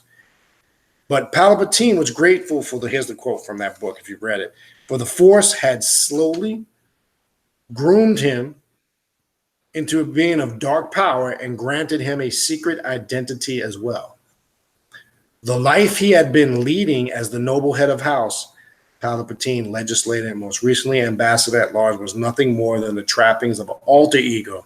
His wealth, a subterfuge, his handsome face, a mask in the realm of the Force, his thoughts ordered reality, and his dreams prepared the galaxy for monumental change. He was a manifestation of dark purpose, helping to advance the Sith grand plan and gradually gaining power over himself so that he might one day, in the words of his master, be able to gain control over another, then a group of others, then an order, a world, a species, the Republic itself. So using that as an example to show this power, right? There you have it directly from the mind of the great Sith, Lord of Legends. All right? Just 4 steps to unlimited power and a galactic mind or saber mind. What are you waiting for, right? So I think that pretty much goes into it, on a fairly in-depth level. So there's your saber mind and your 4 dimensions of power. If you work this path, I would apply that however you see fit or need to get that change or growth. So what I'm going to do, if anybody would like to come in and ask a question, I'll look at some of the comments and questions in the chat now. If you would like to come in live, let me know. Type it in the box. I can bring you in. You can ask a question. But again, if you have a Gmail account, your name should bring it up. If you used a different email that's not Gmail to sign up with Google, that would be the email that'll pull up your name, and the link goes to your email. All you have to do is click the link. It'll bring you right here in the room. If you would like to talk to me, ask a question, make a comment, you can do that now. So if you are interested in coming in the room, I'll look out for that. I'm going to go through the chat And again, don't be shy. All right, so let's see if I missed anything. All right, thing is, I got to scroll way up. I'll check on the bottom. All right, so to save time, peace and greetings. Peace to Aaron Morgan, Bed-Stuy checking in. Peace. That's where my father's born and raised. Bed-Stuy, do or die. But then I moved to Ozone Park in Queens. My grandparents bought a house in Queens after they left Brooklyn. Right off of Jamaica Ave. All right.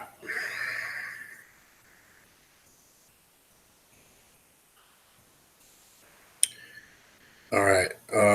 Earlier, Nikita, Dr. Edward Bruce Bynum was the author I was mentioning earlier that will be on the radio show this Thursday night. Dr. Edward Bruce Bynum. If you just go on Amazon and Google him, all his books are available digital format. They're available in hard copy. You can go on Amazon. All his books are available. I would definitely recommend Dark Light Consciousness. If you do not have that book, for anybody I'm speaking to now, in your library, get that book.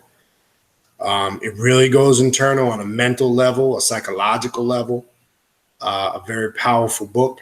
We will be discussing that with him on Thursday evening. We'll be right here live. Looking to see most of you here. And you'll have an opportunity to talk to Dr. Bynum. And if you haven't, I know some of you in the past have. He's a really pleasant guy to talk to, a very knowledgeable guy, knows his shit. He's traveled the world. He's been initiated in a lot of these spiritual systems, not here in America, a lot of these African systems of spirituality. He's been initiated in them overseas. He does have experience in left-hand path tantric. He's worked that Dravidian path.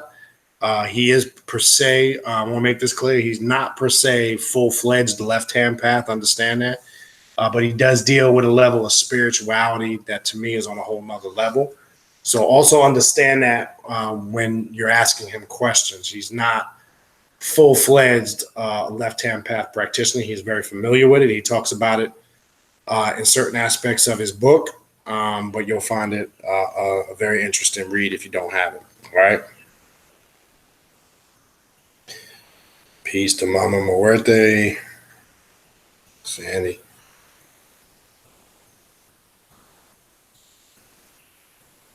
I hope I'm saying this name right. Keontae Thompson. I hope I pronounced that right. Says, I learned so many things from you and Brother Panic about religious people, but not smash knowing, but I now know. Yeah. I know I like to have fun with it. I'm just talking, look, I've dealt with a lot of them over the years. Look, I want to make this clear. I know many people that we have very pleasant, funny arguments.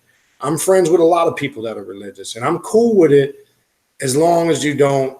I talk a little aggressive about it, make fun of it, and have little jokes. It's all done in fun. I do that because I'm cool with it as long as you're not trying to enforce the shit on me or others. That's where I think you cross the line. Just like I wouldn't enforce left-hand path doctrine on anybody if they didn't want it. I think that's where the line comes from when people get indignant and judgmental and say stupid shit like, oh, you need to be saved and stuff like that.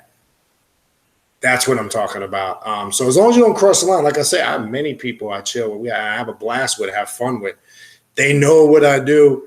And I'm talking about these are good church people that are in church sometimes more than once a week. And we're cool because we learn to draw that line. And as long as that's there, I'm cool with it. But I just like to have fun with it. So, but yeah. Mama Muerte, the third session, I sent you the email, March 23rd. March 23rd is when the next session will be beginning up. Saturday, March 23rd. For all those. I know some people contacted me today. I had 3 people contact me today that signed up. I know Lady Shalice, you're one of them. I will get you the list that you'll need of the materials that you'll need for the class. Don't worry about it. I have it all mapped out. You'll get that. You'll have plenty of time. And to gather, it's very easy to gather. So, yeah, March 23rd is when that session will begin, okay? Another good question, another comment by Keontae Thompson. Aleister Crowley wasn't evil. He was spiritual. Yes, and that's a good example. Aleister Crowley. So many people have different perceptions on him. You know, a lot of people will say he was really evil. And most people that'll say that are probably more than likely religious people. But we don't really look at now. Was he? Now, I'm saying this. Let me make this clear. Being in the Order Templi Orientis, being initiated in it, and still being a member of my temple here in Fort Lauderdale, I don't go as much as I used to in the past. But don't get it twisted. Aleister Crowley was a very conflicted individual. And I say that if you've read his works, if the Book of the Law is a very complex read. I know a lot of people think they understand it on the surface. You learn the inner mysteries of that when you go through the temple degrees. When I say conflicted, he is a classic example of somebody that brought a lot of his issues and conflicts to the surface. You're seeing that reflected in his works. You're seeing that in his literature and his writings. He was a very conflicted individual because he realized he had a lot of messed up shit that he had going on. And yes, he addressed it. I felt later in his life, he it's just my opinion, probably became overcome by it. But classic example, you will get such a varying difference of opinion on Aleister Crowley, where some people will give you one of the two. Again, they'll say he was wicked and evil, and again, that would probably be a religious-minded person. Whereas an occultist or somebody on the left-hand path, we don't look at him or anybody like him like that. We just look at an individual that was willing to go to the inner depths of their subconscious mind and not be afraid what they're going to find there and deal with it. But he's a classic example. I say conflicted not in a bad way.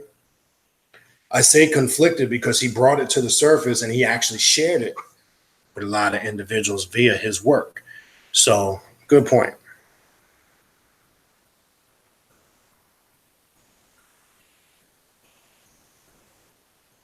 All right, Nikita, I mentioned the Sith Academy, the two books I was using tonight. You just got to Google Sith Academy. Sith Academy, the Dark Side Philosophy.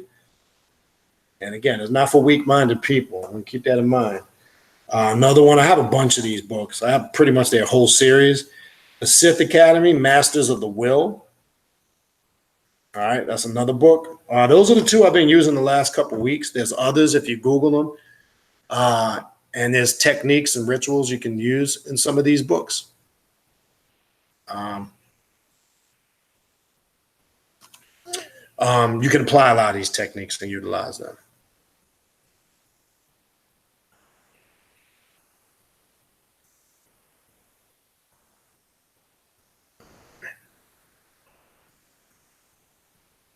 All right, so what else do we have here?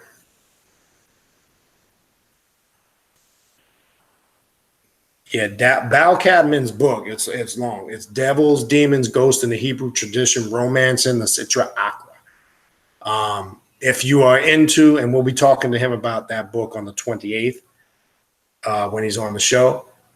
We'll be talking to him about that. The book just came out. It is available on Amazon, and I believe it sells for $18.95. It is a very extensive work. I was talking about that earlier. So check that out. You might want to start reading that and get at least some of it in your head for the when he's on in a couple of weeks. All right, let's see what else we got here. Peace, Sister Oni. Oni, I'm going to have to reach out to you. I know you did with Aoife. I'm thinking about get you to come on in here and then do a little something on that. I got to reach out to you. We'll talk on the side.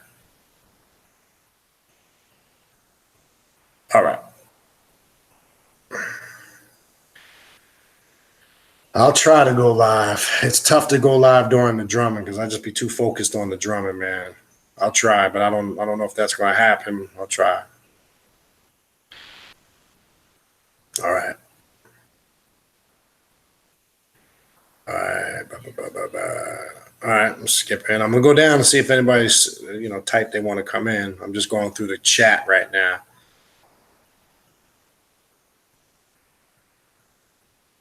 Yeah, and that's good. Good comment by Oni. There is no authority over your energy unless you're scared to experience your own mind. Good point. Yes, sir. Come here. What's the matter? You okay? Stomach feel okay or still hurt? So bad. All right, I'm gonna check on you in a little bit. All right. All right. Let me see what else we got.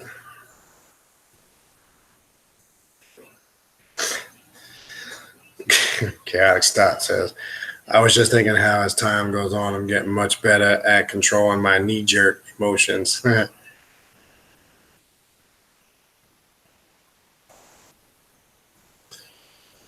else we got?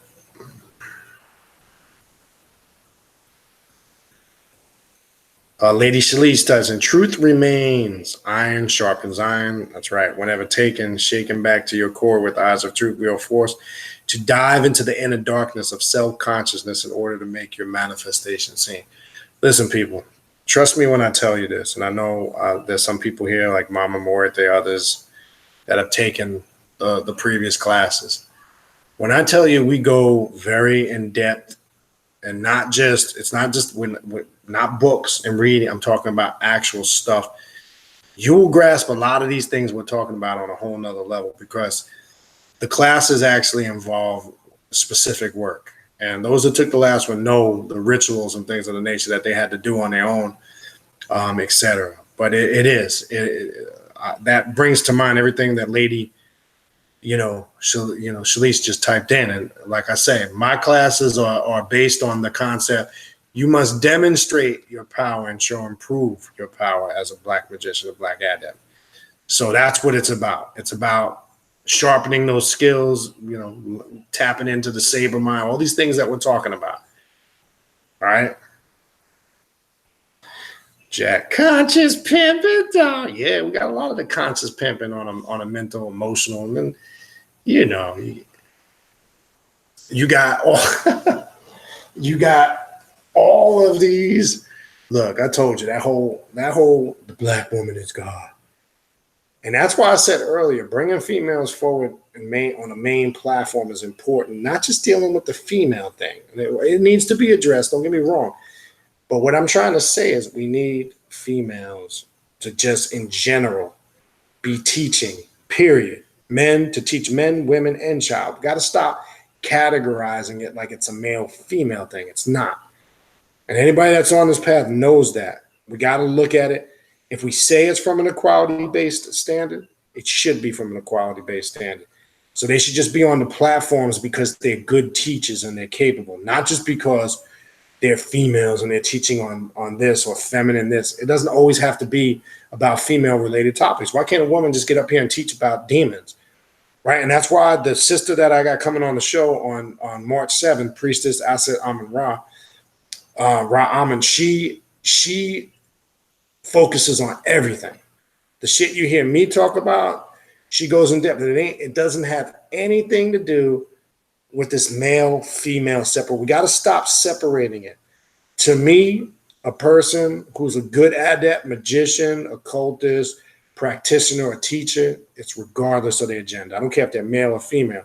I don't look at that. I just look at that. I look at what you're representing, what you know, and how you're applying it. So we got to get out of this construct that there's this separation between male and female when we're talking about being a teacher, being on a mainstream platform. And again, I refer to that sister because when I watch her and her work and her videos, I don't see any of that. I just see a person there that's breaking down the science. I don't even care. Male, female is the last thing in my mind. That's how you know somebody's good at what they do. But we're still conditioned with this chauvinistic mentality and way of thinking when it comes to male, female. That's why all that shit is bullshit. When you see all these brothers and on these conscious platforms, Black woman is God. And I've gotten into arguments with them over the years. Well, if that's the case, where are all your Black female teachers? And how come you're not putting them on a platform? Yeah, look, I could probably count on one hand, literally. You don't see them. And then when they do have them on a platform, they're talking about some female issues only. It's always some female male thing or some relationship issue, or you get my point. I think a lot of you understand. You see it, you know what I'm talking about. All right. What else we got? Okay.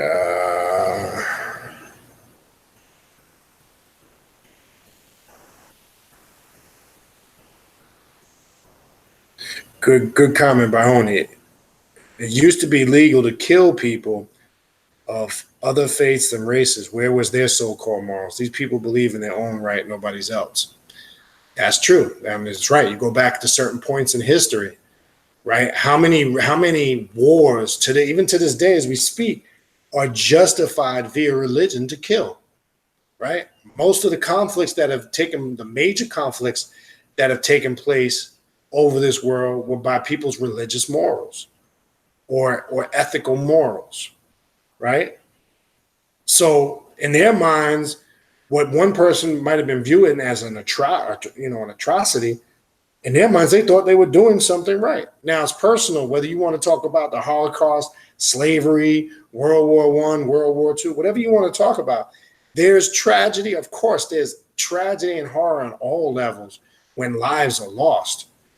But the fact of the matter is, it's still the cycle of life, whether you like it or not. So it's not a matter of you getting upset and getting caught up in the anger about right and wrong. How are you putting it into perspective? Because guess what? Long after we're gone, this shit's still gonna keep happening. That's a reality.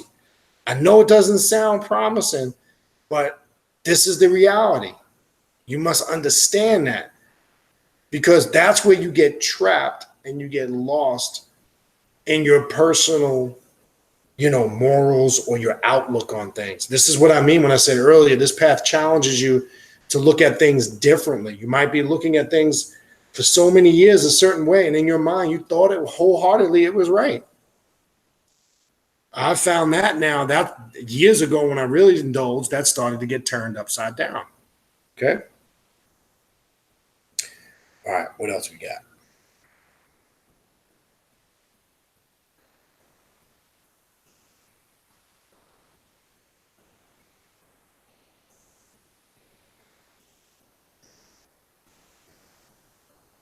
Peter Gosenia. What's up, brother?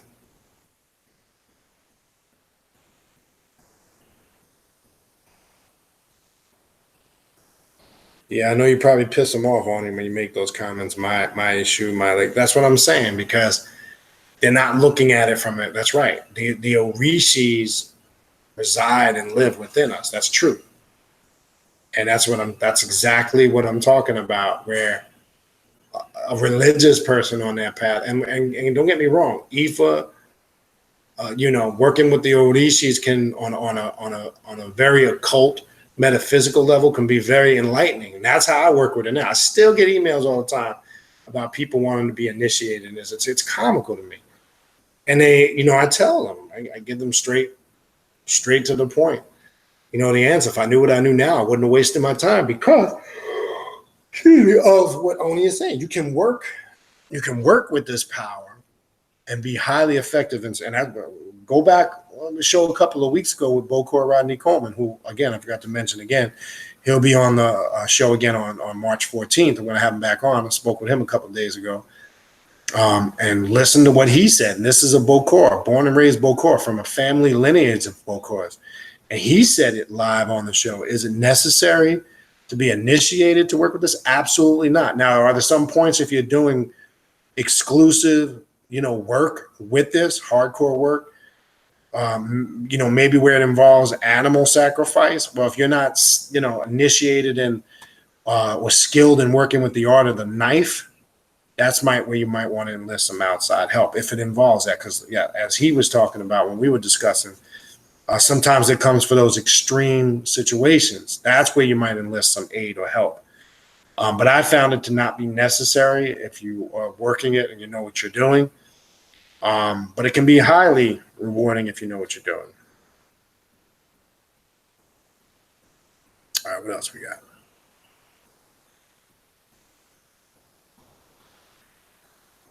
All right, so nobody wants to come in.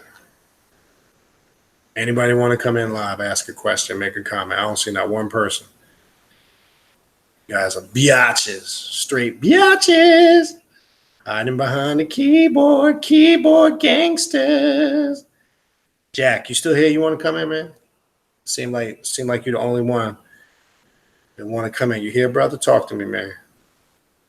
So again, if anybody wants to come in, type here in the chat, and I'll send you a link, and you can come in live if you want to. Drop a comment, ask a question, build.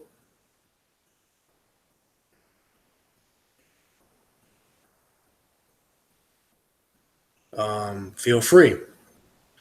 If not, I'll keep running my mouth because I don't see anybody that wants to come in. So you guys all scared? Jack says give him a few.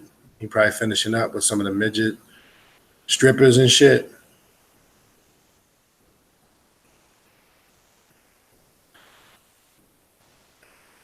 I'll bring Brother Jack in a minute. So again, if you want to come in, ask a question, type in here in the chat. I'll send you the link to come in the room. It'll go to your email. All you got to do is click it. Feel free to come in. Until then, I'm just going to keep building. So we went over the Saber Mind and the 4 dimensions of power. If you came in late, again, the books, I know by now everybody should have saw it. I know you guys had asked those questions earlier. All you got to do is, again, type in Sith Academy. All those books will come up. No different. Again, the Saber Mind is no different. In essence, it can be compared to the isolated consciousness of Set. And as I said on a video a few weeks back, personally, me, when I look at it, the phonetics of the word, Sith is very similar to the Greek transliteration of the name of Set, which is Seth, right? Seth, Sith. When you look at the whole construct of the Prince of Darkness or Darth Vader, per se, in that pantheon, that would be a Set-like archetype. And really the goal is the same. The goal is not to conform. The goal is to be one. Now, I always say this. I want to touch on this for a quick minute. Critical thinking, right? I did a video. If you didn't see that video, I did a video a few months ago. I think it was like 3 months ago. On critical thinking. You're going to have to be a critical thinker on this path. And that's one thing I don't think is talked enough about.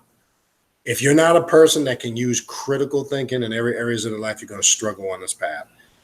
And this path represents that on so many different levels. You must be able to make critical decisions. You must be able to put critical things together at critical times in your life, etc. That word is a very important word because we also see in the root of that word what? The word critic. So to be critical of something is to critique it, right? And I told you English is a very confusing language. So critical thinking is to criticize, critique, and analyze, dissect every way, which way you move, your work, how you apply it, your methodology, the way you think, your approach. All of that involves critical thinking. That's how you become a successful addict. All right. All right, Chaotic Scott, no problem. You're at work. All right, Sister Ikua, I am working on many ways to truly tap into the subconscious to reprogram some of the program I developed through the years that has not really benefited me. All right, Straits wants to come in. Cool. If you want to come in, let me know. I'll send you a link. If you want to come in and talk to the peoples. Straits, let me, you got a Gmail? Let's see. Yeah, I should be able to find you. Let me bring you in. I think your email I have on the list. Hold on. Let me type in.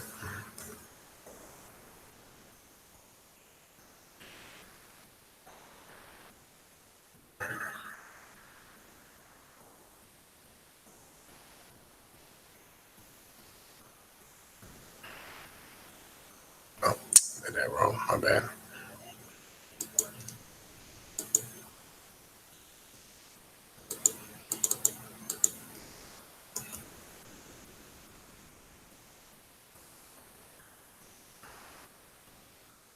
Oh, Taz. Okay. I'm going to send it to your, hold on. Okay, yeah, I see it. Yeah, I got you. Okay, it just went to your Gmail, brother. So you click that and they'll get you right in. You know how to get in. You've been in before. And I'll wait for Brother Jack. Cool. If you want to come in, I can send you the link. If you want to come in, don't be shy, woman. I told you, you need to get out of that shyness. If you want to come in and comment and voice your opinion, feel free. All right. Peace, brother. Can you hear me? Bro. Yeah, I can hear you. How you doing? Cool. Cool. Nah, I'm good. How are you, man? What you got? Talk to us. Good, I'm good. Now, I was holding back on coming in just at the risk of sounding monotonous, but the whole principle is just looking at yourself critically is really what it's all about. I found, you know, That's right.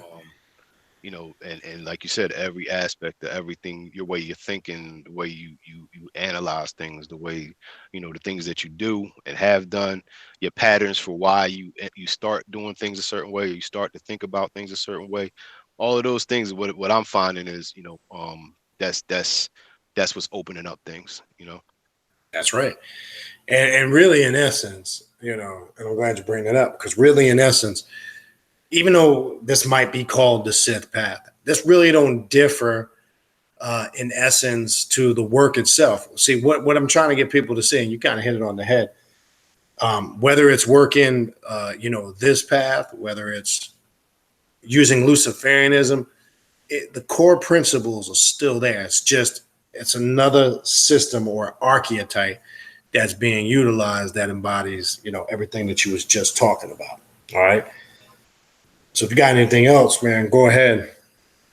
No, I mean, that's what I'm, the more that I do this, the more I educate myself on finding, it's just the different archetypes are different, I guess, pathways, tools you can use to get to the same end result, which is mastering yourself, and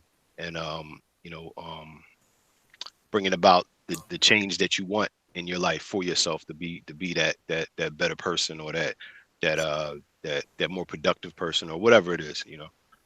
Right. So, and I'm glad you said so. Now I want to, and again, I'm asking you these questions so you can share with the people. I'm not asking them because I'm trying to put you on the spot. So what I would like to do, since you're here, and Sister Cool, I did just send you the link. It went to your email. And even see, Mum, so you just came in. So if anybody just came in and wants to come in live and ask a question, I can send you the link. So I know Jack's coming in. I got Brother Taja here. I sent it to Akua. If anybody else wants to come in, feel free. Again, just be conscious of your background noise, please. If you've got a lot of noise, so it doesn't disrupt. So Brother Taja, let me ask you this. I want to pose the question to you that I was posing earlier. And in your own words, if I were to ask you, what is your purpose for being on this path, and what are you trying to accomplish? That would be the question, the two questions I would pose. So my purpose, is ultimately to control 100% of myself, my Mm. surroundings, Okay. my actions, my thoughts, leading into the things that I do, and the things and people involved around me. Okay. And that's what I'm looking to gain out of this is this complete, total control of everything about me. Being brought through, that church and mosque mentality of there's Mm-hmm. something outside of you that's causing this to happen or not causing this to happen. You pray and this will happen. If you don't pray, this happens to you. All of that stuff just gets you so bogged down and just confused in life. And so for me, it's just about being that God. In the early years of studying NOI, I was, quick to call myself a God, you know what I mean? But really trying to be that God, really trying to be 100% in control and mastery of every aspect of myself. Right. And I'm glad you said that. You didn't piggyback off of anything I said earlier. You said it in your own words, and that's what I want people to hear. And I like the fact that you used the term to have complete power, the complete control, and the things you followed it up with. The way I perceive that, what you said, that would be really, again, that's claiming your sovereignty. That's what spiritual sovereignty would be. And that's what I was talking about earlier. You basically described it. You just used that avenue. And that's a beautiful thing. And this is what I'm trying to get people to see. There is no right. And make sure you ain't got that echo shit, man. Brother Duma, make sure you ain't got that echo shit, man. You the one with the echo. Okay. I'm just messing with you, man. And I'm glad you used your own. See, that was you speaking in your own words and your own thoughts. And again, the question doesn't have a right or wrong answer. That's what I'm trying to get people to see. But the question should be formulated based on you expressing it sincerely from your experiences, from your own thoughts. And you did that, brother. And I appreciate that. But stay right here and feel free to chime in. Let me, Brother Duma, what's going on, brother? Hey, what's going on, Brother Benini? How are you? Everything's good, man. Talk to me. What you got? Basically, I was just listening to the class and thinking about my whole situation and how I can use this to better myself, to redo all the programming that I have, as far as from the different schools of thought I've been in, to how I can utilize those, take what I can use and throw away what I can't use. And let me stop you for 1 second. I'm gonna have you continue. Let me comment real quick on what Duma just said. Now I know Duma, from some of his past, the things he's talking about, because we've had some similarities in those areas as far as past experiences. And there's a lot of people that don't look at it like that. They don't look at what you just said. Discard the bullshit that you stripped away, that there is stuff you can apply. I don't care if you were Christian, Muslim, Jew, Kemetic, whatever it was, because there are some inner meanings to them teachings. You just got to be able, and I know you know this from where you came from, but there may be other people that don't learn to take, because you can go back and look at some of those teachings, and now you can grasp the inner hidden meaning. I like to call it the esoterical and the exoterical, right? You hear that in a lot of metaphysical circles. Right. There's an esoterical hidden meaning to things and an exoteric or a surface meaning. But excellent point. So don't ever say, I always hear people say, oh man, I wish I would have known what I knew now. I would never waste my, but it was meant for you to go through those things to gain that knowledge, that growth, and that understanding. But that's a good point. But go ahead. Exactly. That's one of the things that I got from many of our consultations and readings, that we have to examine it as an experience in life that propelled us to the point to be able to do the reconstruction work that we have to do on this path, which in the beginning is kind of hard, and you do kind of get a little antsy in the beginning when you first starting out. That's so right. I'm noticing that you have to shut down your insecurities and your fears when you come into it. That's why thorough research is a must, I think.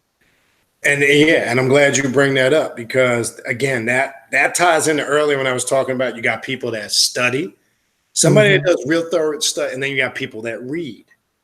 Okay, we got to be able to do, and to me, the research and all those things, to me, a lot of that is all part of the critical thinking, right? Being a critical thinker, that's just my opinion, involves all that. See, you're not a critical thinker or somebody that says, just because you go breeze through a book, read every single page, great. But you always hear me talk about, if you can't apply it, then basically it's just, you read it, it's there. Right.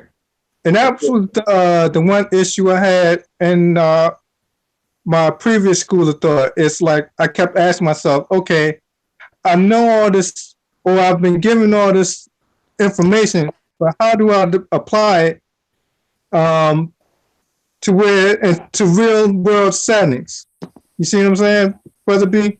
Yeah, say that again so people heard you clear. Say that one more time. From my previous school of thought, I always wondered how I can apply this to real world settings when I was doing my thing. And what, so now, so people understand at what, again, I'm not asking you to pinpoint the exact moment. Where would you say in the journey, at what point did that realization hit you? Just give an example. I know it's probably many Actually, moments. it came after one day of me teaching a class. Okay. And, you know, how it is, people just ask you random questions. And one time, you know, a guy had a question and, you know, I couldn't answer it. So I was like, you know what? I'm going to have to research that. I'm going to have to get back to you. But then later on in the evening, I had to think to myself, I'm like, you know what? I have all this information that, you know, we're given, but how can I practically use this to take me to the next level, to be my own person, to where I'm not subjugated to being a follower.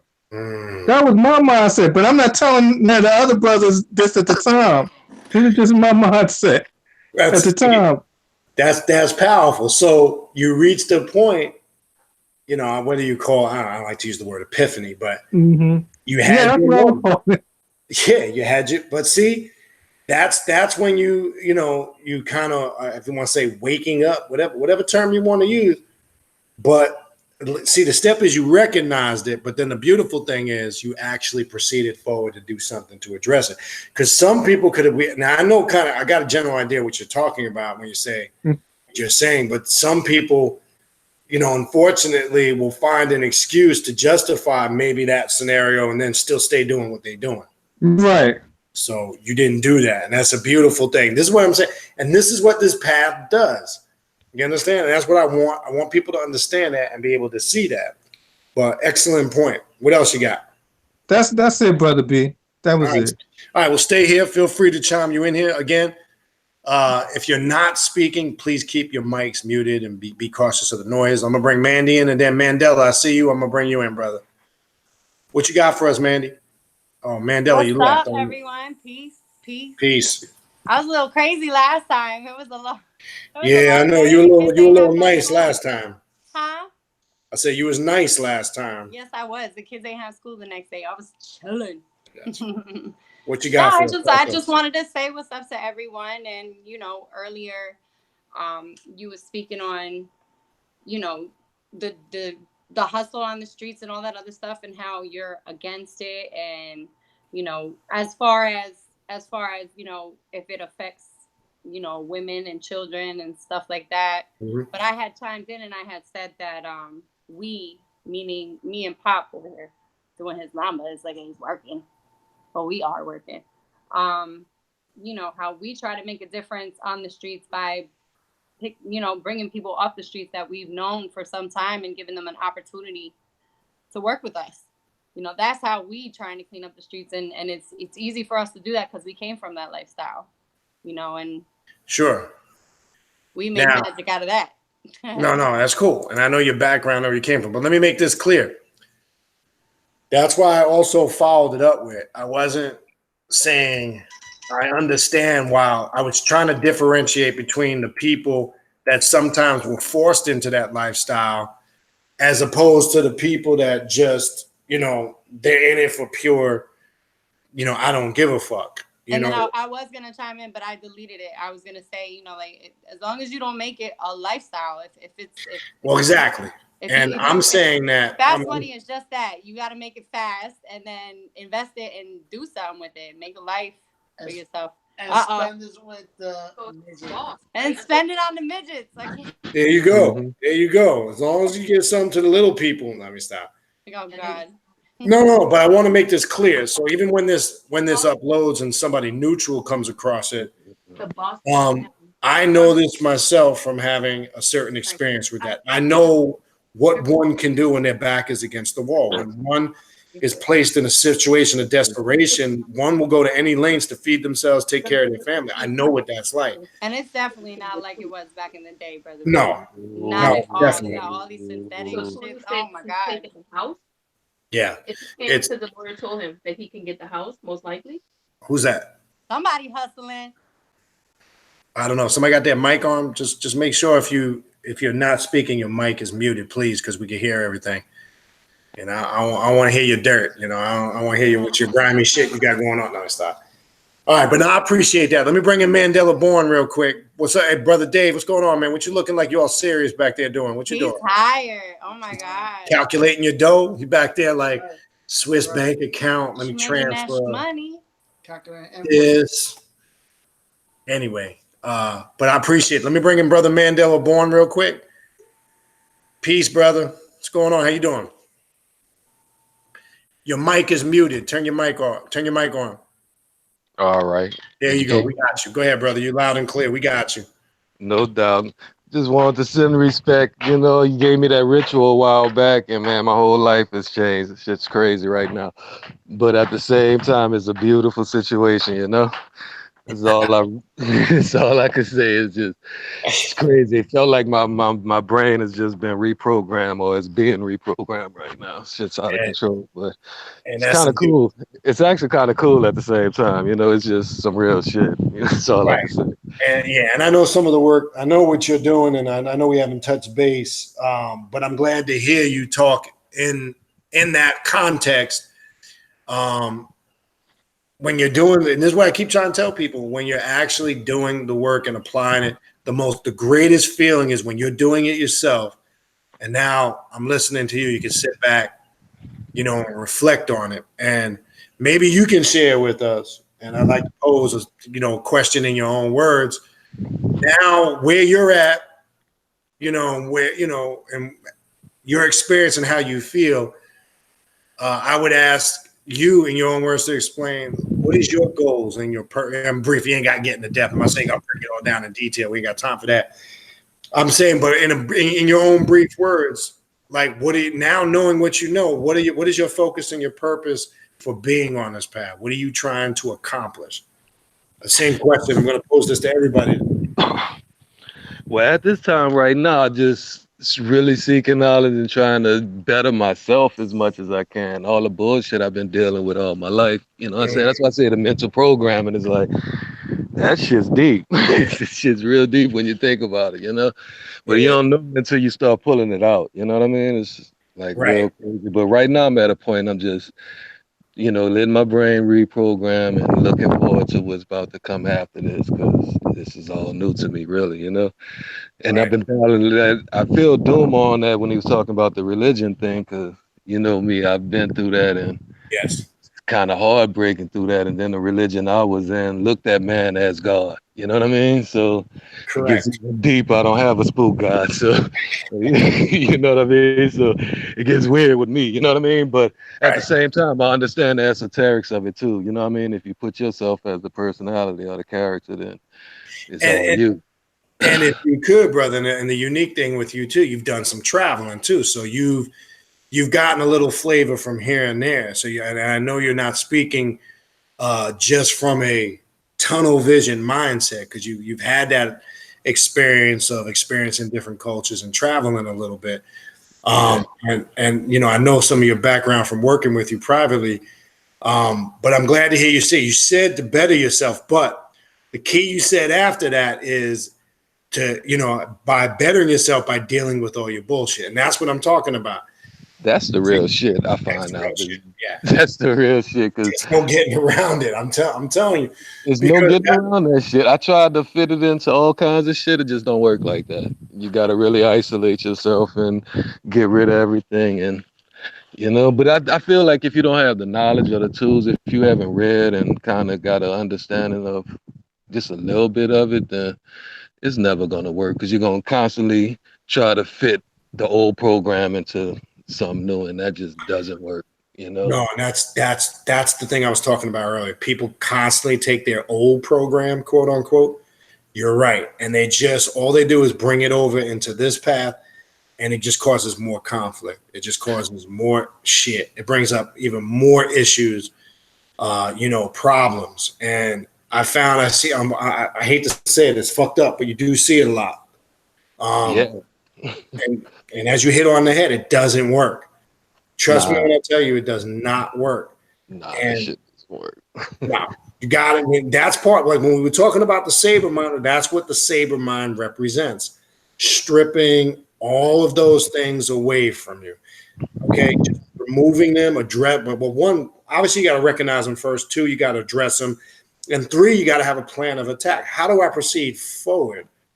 Right. And let me give you an example. I mentioned this one time before. Like, I literally had to do this with somebody, a deconstruction, reconstruction ritual with somebody who thought they were past religion, but they fully still, it would come to the surface that they were super Christian. So it turns that the only way they got over it, it was a mental ritual. They literally had to take a crucifix and burn it and disintegrate it because it was a mental thing. Because in their mind, at first the person was hesitant because in their mind, they were still on this illusion like this is such a holy relic. It really didn't hold no significance. The only significance it holds is the significance you give it. And they were struggling with it. But then when they were able to carry out their work, they finally said to them, wow, it was like a ton of bricks lifted off their shoulder. And they realized that the sanctification they were giving that shit wasn't given by some external God. It was given by them. They just didn't see it. You understand? I'm trying to show you those mental blockages can be deep. And I've watched people come from them backgrounds. And I mean, literally, you just saw this person was conflicted with even thinking of doing something like that. So the question is why? What's bubbling to the surface? All the programming, because you're taught that's blasphemy. What's blasphemy? Blasphemy is a religious definition to describe something that's anti the religion you follow. But what might be blasphemy to this individual may not be blasphemy to that individual. But here's the deep thing. But just as easy as you accepted it, it's just as easy to release it. We don't think it is, because we've conditioned our minds to say, oh, no, I can't do that, or I can't do this. It just doesn't make sense. But I appreciate you sharing that. Anything else you want to add? No, but quick question. Go ahead. That's what this is for. All right, when you say, like, I guess dark light or light coming out of darkness or the dark light, right? How do you, okay, that's what I've been wrestling around. Because, okay, when I did the ritual, it kind of brought me to a place where everything just got stripped and I didn't have no character or nothing no more. I didn't have no personality, you know what I'm saying? Exactly. So in that dark place, it was, okay, how does the light come out of the darkness? Put it that way. Is the light strictly knowledge? Is it just strictly just on knowledge, and that's what shines the light? That's what I'm wrestling with right now. Okay, no. Yes and no. It's a little more to it. That's part of it, yes. So that's why I say yes and no. But that's an excellent question. But I want to back up to something you said. That's a great thing.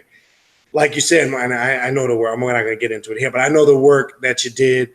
And when you say you experienced that, all right, the greatest awareness is when the illusionary self dissipates, like you say.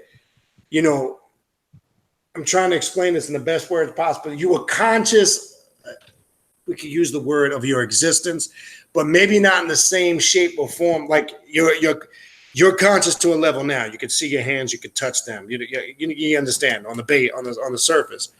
Right. But that's going to a whole nother awareness, because really what you described is all of the stuff we were talking about earlier. Once all those things are removed and you raise yourself up to tap into that type of ability like you were talking about, and then when you transition that into your statement or your question, what really is that light in the darkness? Right. Well, beyond the words, we're trying to describe something that's really you experience or you feel.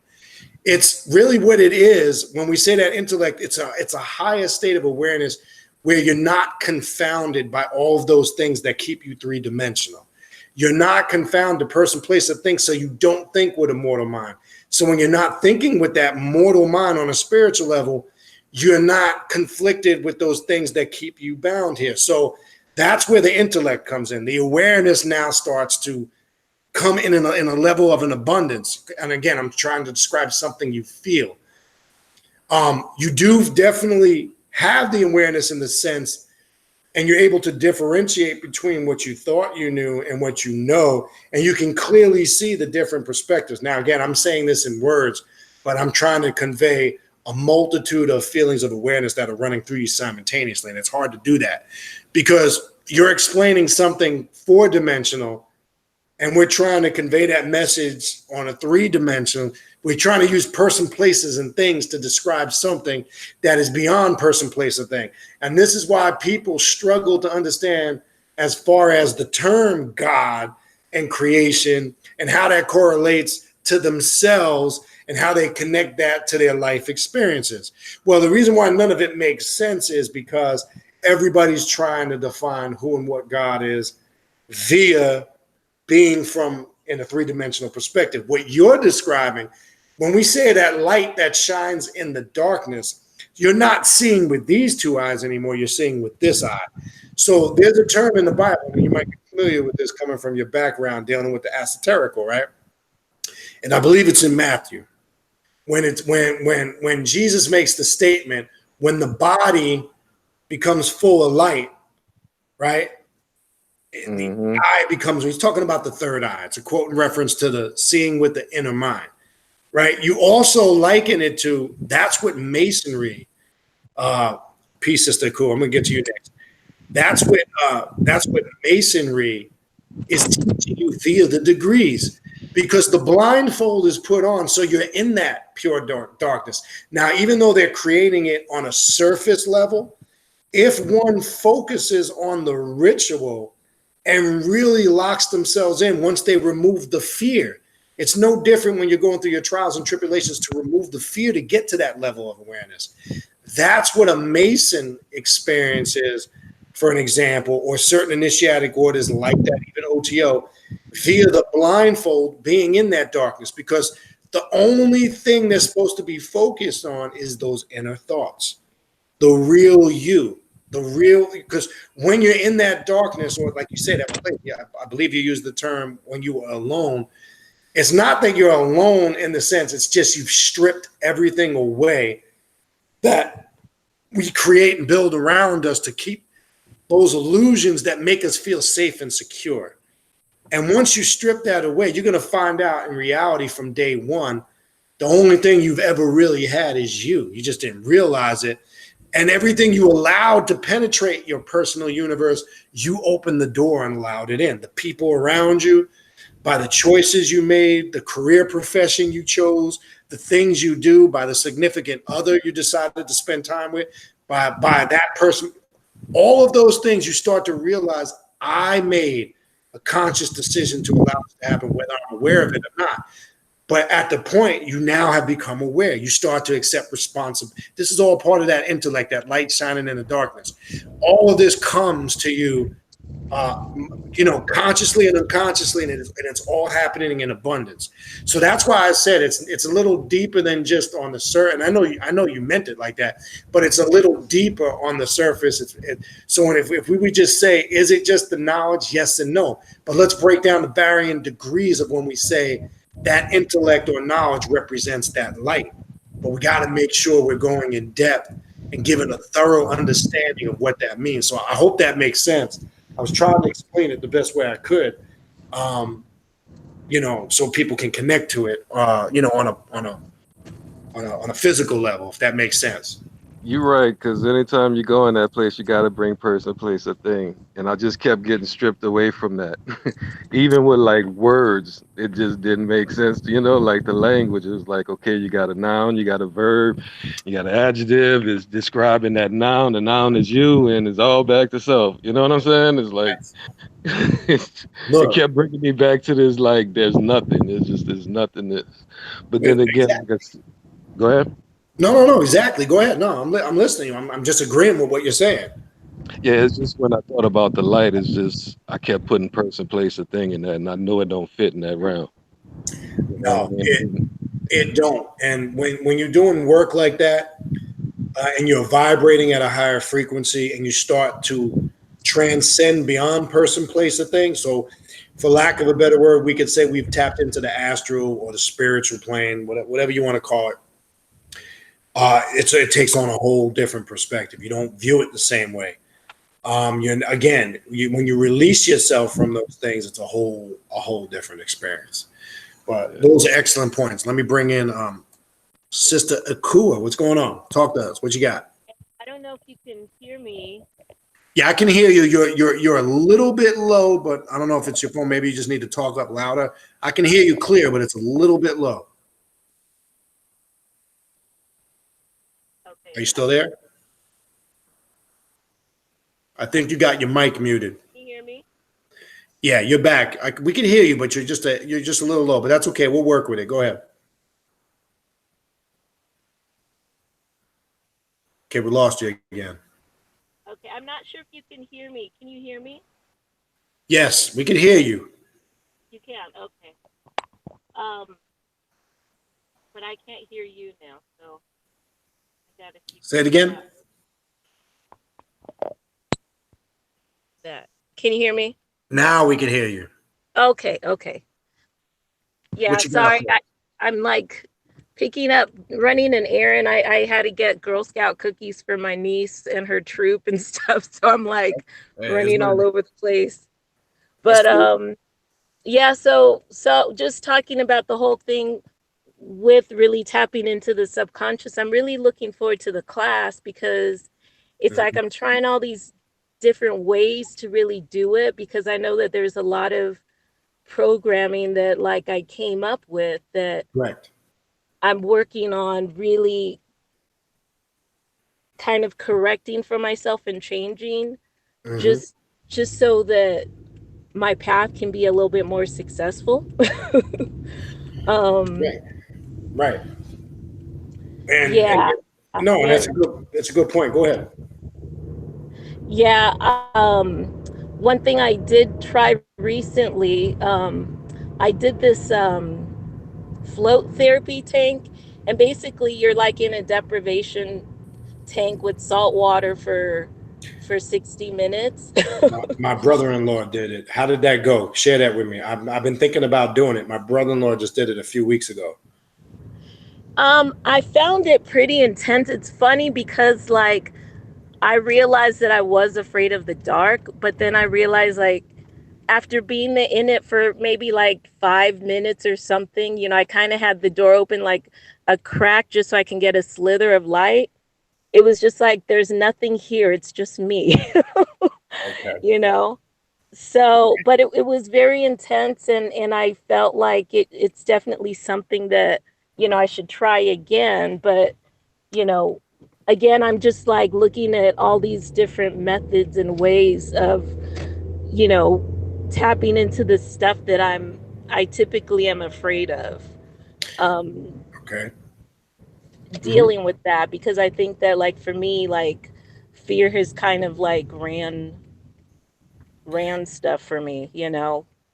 So But that's a good thing. But so from what I'm hearing is obviously you've identified, you're aware, and the key now is you're taking steps to address. So there's nothing wrong with that, and everybody's going or dealing with that on some level, because again, you know, having all this knowledge and information is great, but if you can't apply it to change and better yourself, it's pointless.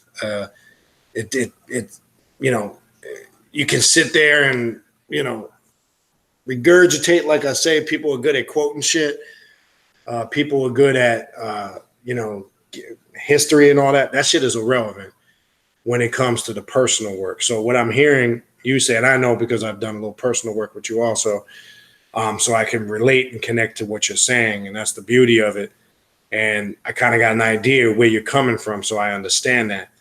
But as long as you take those challenges head on, and like I know most of the people here are doing on some level, but never to get discouraged, because are there going to be some very challenging points you're going to come across? Most definitely. yeah. Does it get difficult at times? Most definitely. And I never try to, you know this, And I don't try to sugarcoat it for nobody, because anybody that tells you it doesn't is full of shit. Because you will deal with it. Because when you're unlocking this part of your subconscious, now again, I want to also, let's make this clear. There's a lot of good things that comes along with it too. So, but I think what happens on other paths, they just focus on the preconditioned shit. Nobody really teaches you to address a lot of those traumas that you have that affect you subconsciously that you're not aware of. And that's the purpose of doing some of the work that we're talking about, or using this particular path, dealing with the Sith philosophy, using it as an archetype to bring those things out. But good points. What else you got for us? I mean, that's pretty much it, because I think I really started to realize that, like, doing a lot of the work, like the candle magic and things like that, like, it really doesn't mean anything, like, if you don't have like a completely clear mind and path to do it.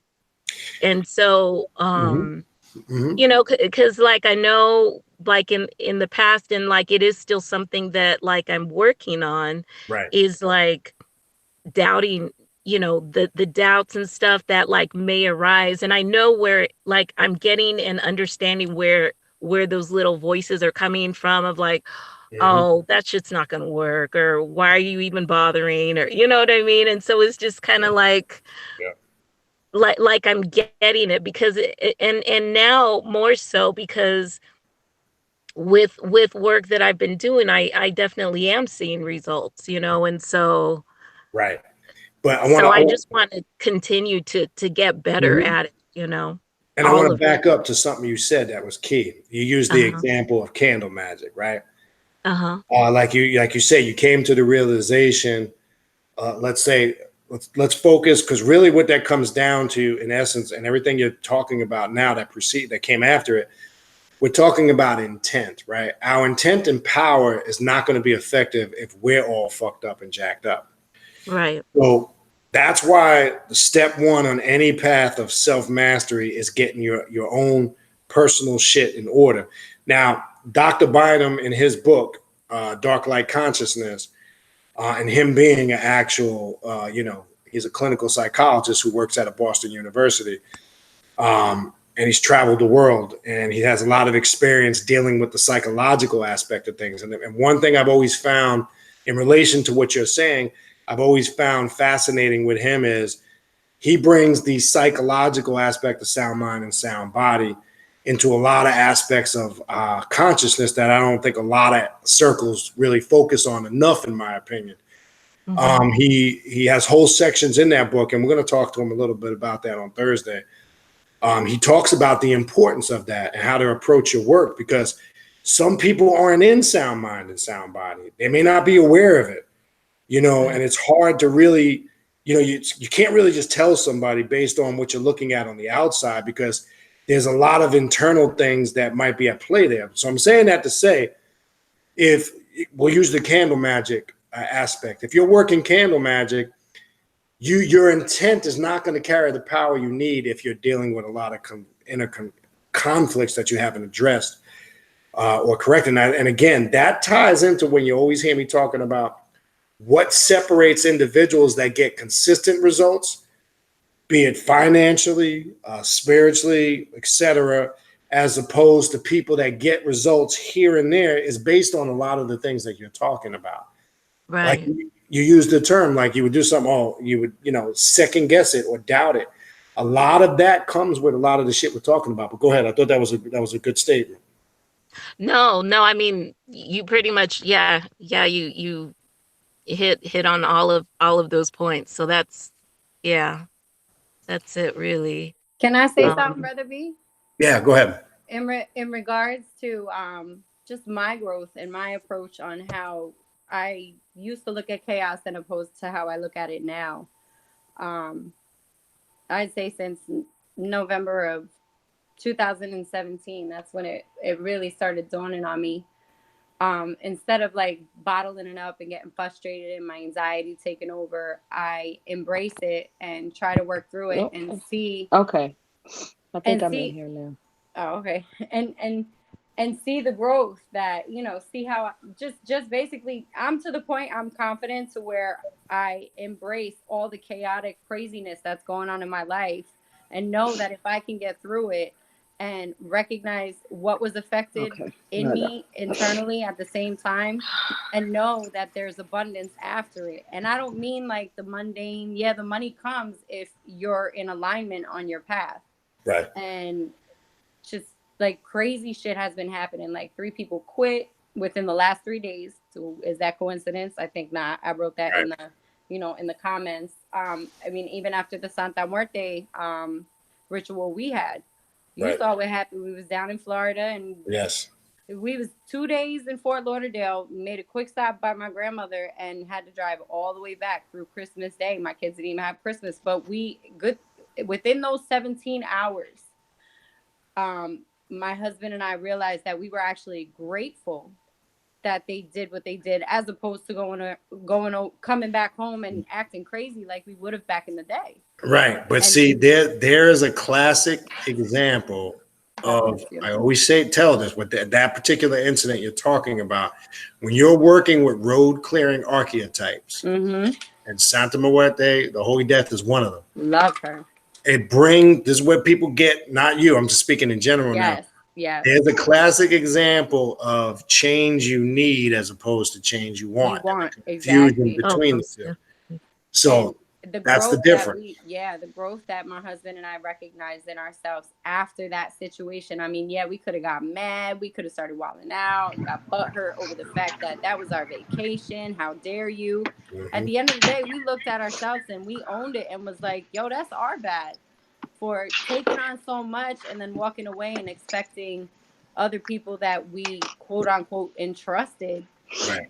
She showed us, like, that energy showed us that, like, nah, they showed us their true colors, and we were grateful that it happened. Like, thank you for leaving now better than later, because after they left, so many other doors open, and we embraced it as opposed to lowering ourselves to a lower vibration and just embracing the growth and confronting it head on and just keeping it pushing. At the end of the day, I told him, I was like, Pa, when we drive up, we just gonna own where we went wrong and know that we're still winning. We're still driving to our business. We're still driving to our beautiful home that we busted our asses for.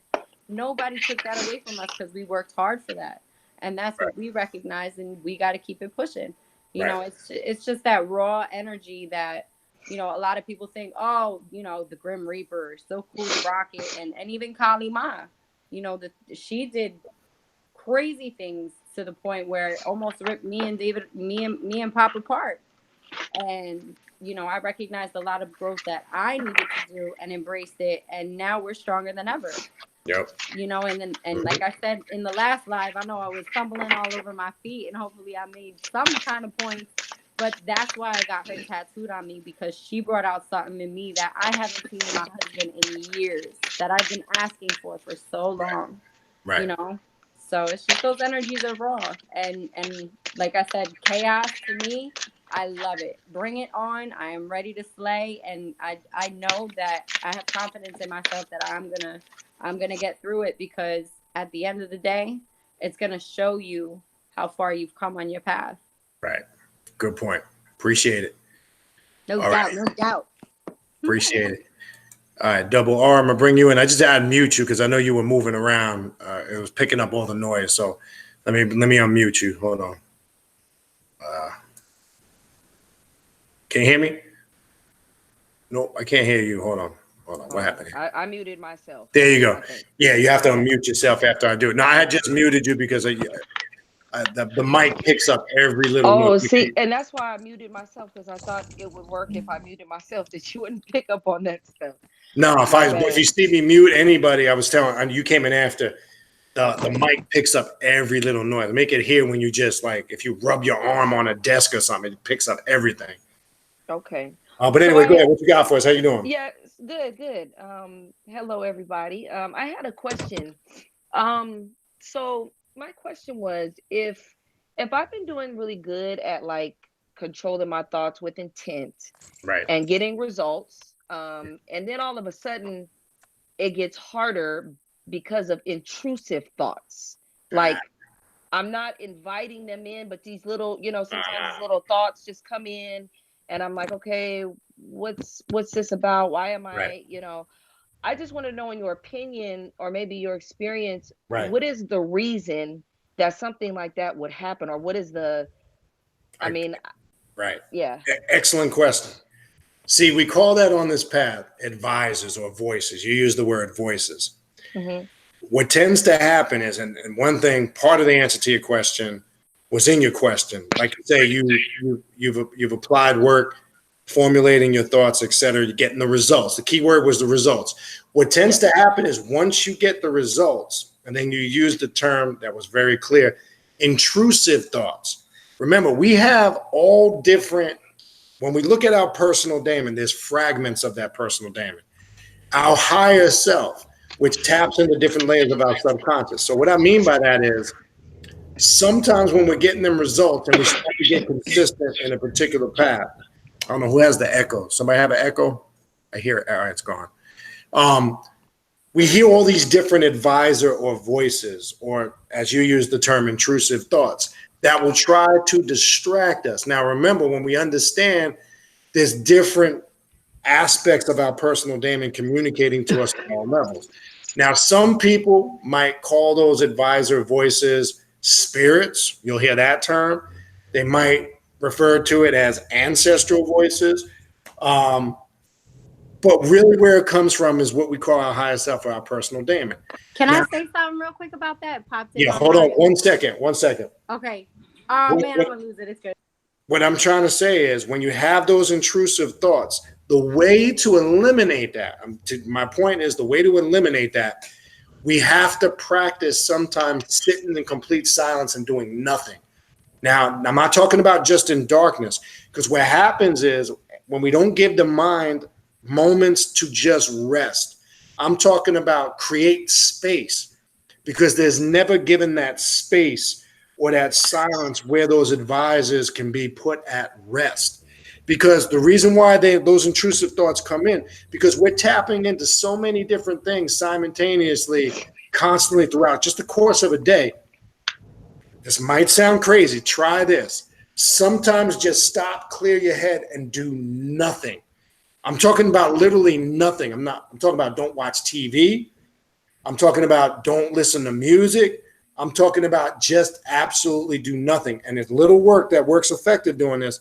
Try it for very small amounts of time, 5 minutes.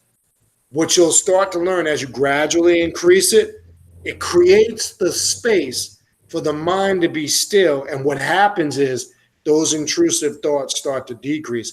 Because I'm telling you why this is important, and it's a really good question. As you become more successful and get the results, the intrusive thoughts become even stronger. That's why I'm saying that. And I know you probably experienced that. It's not an easy thing to do, because people's definition of nothing, they think it means, oh, just sitting down watching TV. No, I'm talking about completely putting the mind at a stop, a complete space. Try that, and I guarantee you, if you work at it consistently, you'll have a lot more control over those intrusive thoughts. But I hope that makes sense to you. Yeah, no, absolutely. I was just wondering, because I thought at first, like, I thought my brain or my mind was like, oh yeah, wow, you're getting all these, you're getting all those results. Everything is, just boom, boom, boom. And then, like, I don't know, like I kind of got a little concerned that I was getting subconsciously scared of the results that I was getting, that it was working so good that I was like, oh my God, this can't be real, And then I was like, no, I don't want to think that. It is real. Well, there's part of the problem there. When you doubt your magic and your power, you open the door for the intrusive thoughts to enter. Let me say that. That's very important. Yeah. And I'm glad you were honest and admitted that. That's what will happen with some people. Like, that's why I said earlier, part of the answer to your question was in the question, because I liken that to another question I'll get a lot that's very similar in a sense to what you asked. People will say, I did this way, and I got great results. And then they follow it up with, did I do it right? Of course you did it right if you got the results. That would be an example kind of what you just said, where they get kind of amazed and overwhelmed by the results, and they're like, like you just said, is this real? Did that really? That don't do that, because what that does is you diminish your power, whether you're conscious of it or not, and you're subconsciously doubting your magic, and it's like a magnet for those advisor or those intrusive Right. thoughts to just And I come in. know, and I totally know. I know that. That's why I like when that happens to me, or I think that's happening to me. I what I do for myself is I try to think of something totally different that has nothing to do with what I'm thinking about now. It like the things that make me happy, I guess, just to kind of get myself out of No, that that right. whatever that phase is, because I don't want to go down that, rabbit hole, and then it's just a, it's a mess. So No, but that's a but good yeah. technique. That's another way of working with it and addressing it, thinking of or focusing your thoughts on things like that. That's another way to kind of eliminate or keep those intrusive thoughts at bay. But look, what you're describing, you're basically in a nutshell describing what our ancestors described in many, you're describing that Set versus Seer story, Cain versus Abel, Enki versus Enlil. What you're basically describing in depth and detail is that inner struggle that we battle all the time on a daily basis. That will. That's why I said our behaviors and thoughts reflect how strong our will is. So those stories were trying to depict what you're describing. See, they were trying to describe something on an intern level, but simplify it and just make it into a basic story on the surface. But this is why I say that we battle with that Horus or Heru side of ourselves every day. It's our lower self. Don't get it twisted. They taught it to Right. us reverse. Set is your higher self.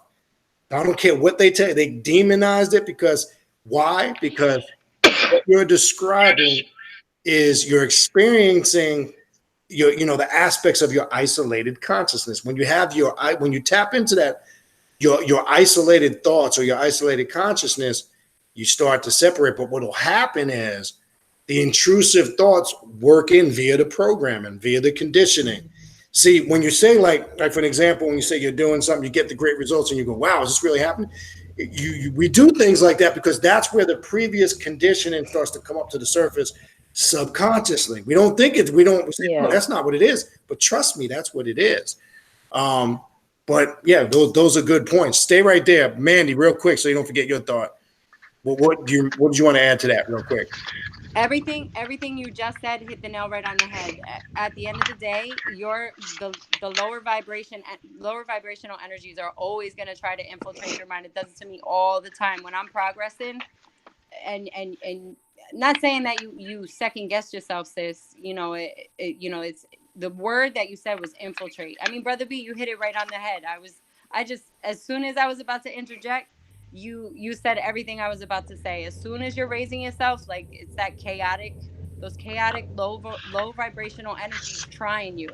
Right. Like my husband is doing amazing in Philadelphia, and there's this one supervisor that is taking over, well, is in charge because he quote unquote knows Philadelphia, and he's trying David in every single angle. And there's times when he'll call me up like, Ma, I'm gonna fuck this nigga up, blah blah blah, this and that, and I'm like, bang, now you need to take a step back and look how far you've come. And he's trying you, and the fact that you see him trying you is, you just got to get through it. Those are those low vibrational energies that are going to keep Tell you Dave down. stop letting that old goon energy control him. We had to talk about that. Stop letting that goon energy, that Congo spirit that you got going over there trying to come out. That shit is Ripping So shit up. But nah, sis, I was just. I appreciate that. No, I just had because I've I've done a lot of, I guess, studying, reading, and listening, trying to get better. I just got a phone what call I do. from one of my texts. I got to tap out real quick. Yeah, go ahead. Okay. But I wanted to know, because sometimes I hear people say, "Oh, the universe doesn't test you because the universe wants to give you everything that you ask for." But then you have that, what we're talking about right now, and how when you're when you're elevating, or you're you got good things going on. It's like stuff comes in to like try. It seems like that. So I get very, kind of confused just a little bit, because I'm like, okay, I know that the universe is abundant. There's nothing in here, in that I can't get for myself. I don't believe there's a lack of anything. Right. But why would I be tested if the universe has so much for me to get and I'm on this? You know what I mean? Well, the something you said that's important. When there are certain circles that will present it as that, but see, when you deal and you work on this path, we have something called our subjective universes. There's many of those. So I would have to take it there, because remember, we create our own universes. So when we're saying, if somebody wants to use the term externally that the universe is testing, I necessarily don't agree with that. What I agree with, we create our own universes. So really, we are the cause or the root of what one might be interpreting as being tested, if that's what you want to. I'm not saying you, but people that use that analogy use. What I really liken that to, it's not that we're being tested by the universe. What it is we're being tested from a spiritual level of our immortality. And I think that's something mortal people will use, in my opinion, as a crutch to justify not being able to explain it. So I don't really look at it, because if you understand the micro and the macrocosm of your relationship to nature and the universe, because remember, all those things reside within you. If we understand the first principle of Tahuti, that all is mental, mental is all, and the universe is mental. And when we talk about the universe is mental, when you get into quantum and metaphysical, we're talking about multiverses, which really is a description of our subjective universes or our subjective realms. We're constantly creating, building, and destroying at all time. And what I'm saying is, in that process, what we might be perceived as being a test is really the choices and the decisions that we have laid out for ourselves. But when it goes amok or wrong, right, we like to shift the blame and say it's either this false concept of karma and we're being tested, or the universe is testing us. I That's just want to why. say good night to everybody. One of my All right, good night. just flooded somebody's basement. Me and David. Fun. All right. All right. Bye, y'all. Peace. Good Peace. night. It's good seeing everybody. All right, but we'll talk. You too. But I hope that makes sense. But I do. Yeah. Yeah, because I think personally that would be a cop out, testing you, because you're creating these tests for yourself. How? By the choices and the decisions you make. Right? As I said before, karma is just simply cause and effect. Remove all the spooky shit from it. So you'll find a lot of that being tested concept gets eliminated when you start making conscious decisions via critical thinking. That's what I was talking about earlier when I was talking about you must be a critical thinker on this path. So a critical thinker in a scenario like that we wouldn't look at it on this path as being tested by the universe, because at one token, you can't say you're a god and you're in control and this and that, but then on the flip side, you're saying you're at bay to this force that should be connected and resides within you, that's testing you. That to me is aesthetic. No, yeah, and that's what made it so confusing to me, because I would look at it like, okay, I'm aware that something is, something is going on. Right. And it's like, okay, I think that's the first step, is just being aware, and then trying to, like, in my mind, I'm figuring out, okay, why is this happening right now? And that gets me to thinking even more so about, okay, now which way am I going to go as a result of this happening right now? Am I going to stay right here? Am I going to move to the left? I'm going to move to the right. Right. And see, so what I'm also hearing here now, we also have to always keep this in mind.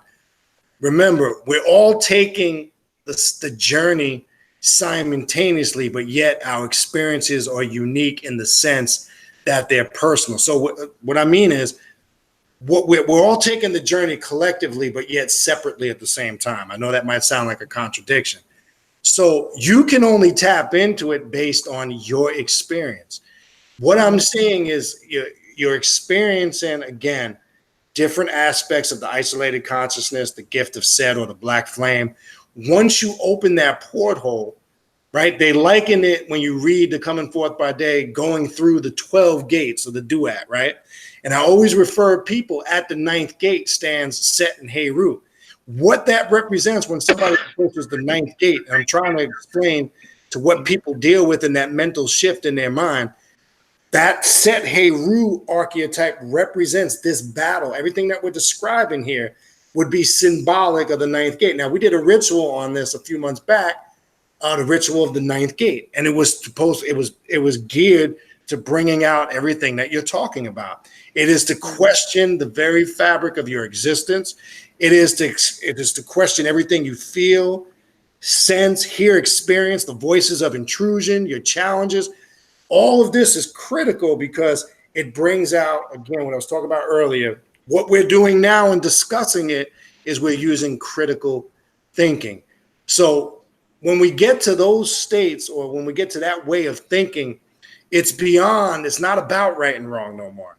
It's about understanding the experience and how it applies to me on my journey, not how it applies to anybody else in this room, because that's what I mean when I've said in videos in the past, at what point does the student let go of the teacher's hand and become the teacher or the master themselves? So what's happening now is you're letting go of the teacher's hand. I'm using a symbolic term. And you're now starting to experience, when you become a master, you don't ask why anymore. You want to know. So in essence, what happens, we call this also putting on the deific mask. That's putting on the mask of God and looking through the eyes of God. When you work with chaos magic, that's one aspect that's utilized in chaos magic, embodying and becoming the deity. So I'm using that again as something to connect with. So what's happening is you're looking through that deific mask and you're starting to notice, and I would even tap into the question earlier that Mandela Bourne was talking about, that level of awareness. Because what I'm hearing is you're tapping into higher states of awareness, consciousness, whatever you want to call it. But now the challenge is, how do I put this in perspective? But the key perspective to my own personal journey, because you're unique in what you're doing and experiencing, just like the next person in this room or people watching and listening. We have to be able to differentiate it. That's why constructs don't work. Group or religions and dogmas don't work, because people outgrow them. When they start to evolve outside of the dogma, that's where the conflict comes in. Now, sometimes that comes to the surface via the conflicts when, like you were describing, doing your magic. What brings that feeling to the surface? Like if you did some work via a ritual or magic, you got great results. What I would focus on in the moment, take yourself back to when you had that feeling of, wow, why the heck did this really happen? That's where you need to go back to that moment when you felt that. And when you feel it again, now tap into and feel, where did that come from and why? I guarantee you it'll take you back to a point of some point of indoctrination in your life that created that. It could be, now I don't know what your background is. I don't know if you came up through a religion. I grew up on the Jesus juice. Okay, well, I get like most of us at some point. I ain't on the Jesus juice no more. No, I got you. But so there could be a deep layer subconsciously of that, and you just don't realize it. There's nothing wrong with that, because more of that starts to come out as you start to evolve and grow and separate from it. So this is why I try to tell people get on a spiritual path. I don't care what it is, this path, some system of consciousness, and they think that faith and belief and religion is completely gone from them. They'll tell you, no, I'm past it. And again, I want to stress, and you hear, I'm not talking about the things you're aware of on the surface. It can go back to childhood. It could be aspects there that you still are not conscious of, but the work you're doing brings it out. And that's the explanation why you go, wow, did that really happen? Did I really get those results? Because what to me that says is, because it came from you and not from Allah, Jehovah, Jesus, or whatever. That's what it is. Now, on the surface, you're going to say, no, that's not what it is. I'm not talking about the subconscious. No, remember, however old we are, in our 20s, 30s, 40s, remember your subconscious mind is like a computer. So everything that's been programmed from when you came out of your mother's womb is still on that hard drive. It's not gone. Yeah. Now we can shift and alter that information to make it beneficial for us. But sometimes when it becomes, or the hard drive malfunctions, I'm using metaphors, it'll come to the surface and it'll manifest like you described in that experience. That's why I had asked, well, like you said, you came up on the Jesus juice. You know, that could be one perspective, but it's an excellent, it's a great question. And I'm glad to know that at least, it could be, because my second part of that is, will this ever stop happening? But I guess never. No. But okay. But no, and again, and that's the difference between this path and other paths. Now, when I say will it ever stop happening? No. But will you have control over it where it doesn't become a factor? Most definitely. You'll know, because what starts to happen when you sharpen your saber mind, right? Steel sharpens steel. We'll use that since that's what we were talking about tonight. When that saber mind becomes sharp and strong, you start to sense it when it comes, and then you're going to find you start catching yourself. So you're able to squash it. So like let me give an example. Say something like that similar happens. You might do some work. I find this with me. Like, let me give an example. I'll do work with my business and ask for clients, right? But then when the clients start coming, I catch myself complaining because my time. And I'll say, my God, how am I going to do it? And then I stop. I say, wait a minute. I put the work out there to get that. I got to catch myself. I can't complain about it. Now, I'm going to flip that on the other note, like say when you're getting results, when you start to keep consistent at it, say something like that happens again, you'll catch yourself in the midst of it. That's how you know you're gaining control. You'll go, did I just, oh, wait a minute, let me stop. Once you do that, that's how you know you're now, so what I'm saying is, will it ever go away? Absolutely not. Because you have all of those different personalities and voices constantly communicating to you at all time via the various different energy you work with. So that'll always be there. But can you have control over it to where it becomes where it's not dominating you? Most definitely. So, but it will always be there in some shape, form, or fashion. But you can have power over it completely if you discipline yourself right. So it can only control you if you allow it. You're always in control. Always. No, I appreciate that. It makes me feel no better. problem. Stay right there. Don't go nowhere. I'm gonna bring Jack in real quick. Okay. Jack, you there? Are you sleeping, brother? What's going on? Talk to me. No, I'm here, man. I was just listening, but what's going on, brother? Not much to add to kind of what you said, right? Smooth voice. What's going on? Nah, man, I'm just chilling. What's up? But to add out what you said, like again, when the student becomes a master, right? Let's look at the macro and microcosm of a mother and like a boy who's attached to his mother, then becoming a man. And there was this article. This article I was reading discussing a certain tribe where it was like a tribe that deal with mass, right? Right. And once a child becomes unruly, the men will come in mass, right? Which people are terrified of because they're supposed to be symbolic of the gods or whatever. Right. They'll snatch a kid in the middle of the night, and take them out somewhere, and then one person wearing a mask will fight the child, right? And the child he'll let the child win, and once he wins, he give him the mask to put on, right? So it's supposed to be symbolic of okay, you're not learning from your mother no more. You defeated the guy within yourself, right? Because he let you win. Now you're just as strong as him. So once you get to a certain point, what comes from you become a student to a master, you start realizing, okay, you kind of don't look for something external for the answer. You don't look for something external to control you. You start from the realization that you're in 100% control. But what comes along with that is, everything falls back on you. If something goes wrong, it's your fault. That's right. If something don't work, it's your fault. Which some people can't handle. Some people can't handle the stress of, can't look at themselves in the mirror and deal with their own bullshit, right? So it comes to a certain point where your character is going to have to come stronger. And I think when you're building yourself from a student to the master, it's all about, it's little things you're being tested because you're constantly building your character to a point where you realize like, damn, I'm wearing a mask now. I don't really need any more tests. That's kind of like you get to a certain point where you realize, it's not about being tested, it's about unlocking instead of That's being right. tested. And once you get to that point, that's when you start seeing everything a lot differently. But you made a good point, and I think the biggest burden is, like you say, you have to look in the mirror and be honest with yourself about your bullshit. See, that's where I think is a huge differentiation between what we do and what other paths do. Because again, we've always been programmed in all these other paths to just, suppress and bury all of that negativity. Don't deal with it, just block it out. And that really creates more, the resistance and the suppression creates a more stronger persistence, which we always talk about. But that, I think, is a tough burden to bear. It's not an easy thing.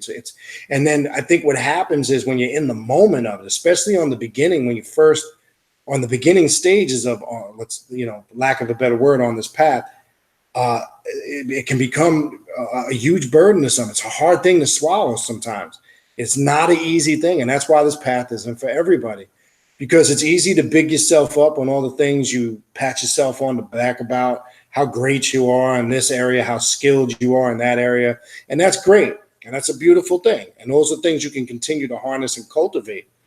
But I think the challenge is, and if you look at all of the ancient spiritual systems in all the different cultures, be it initiatic, going through all the trials and tribulations, that's what those initiatic systems were designed to do.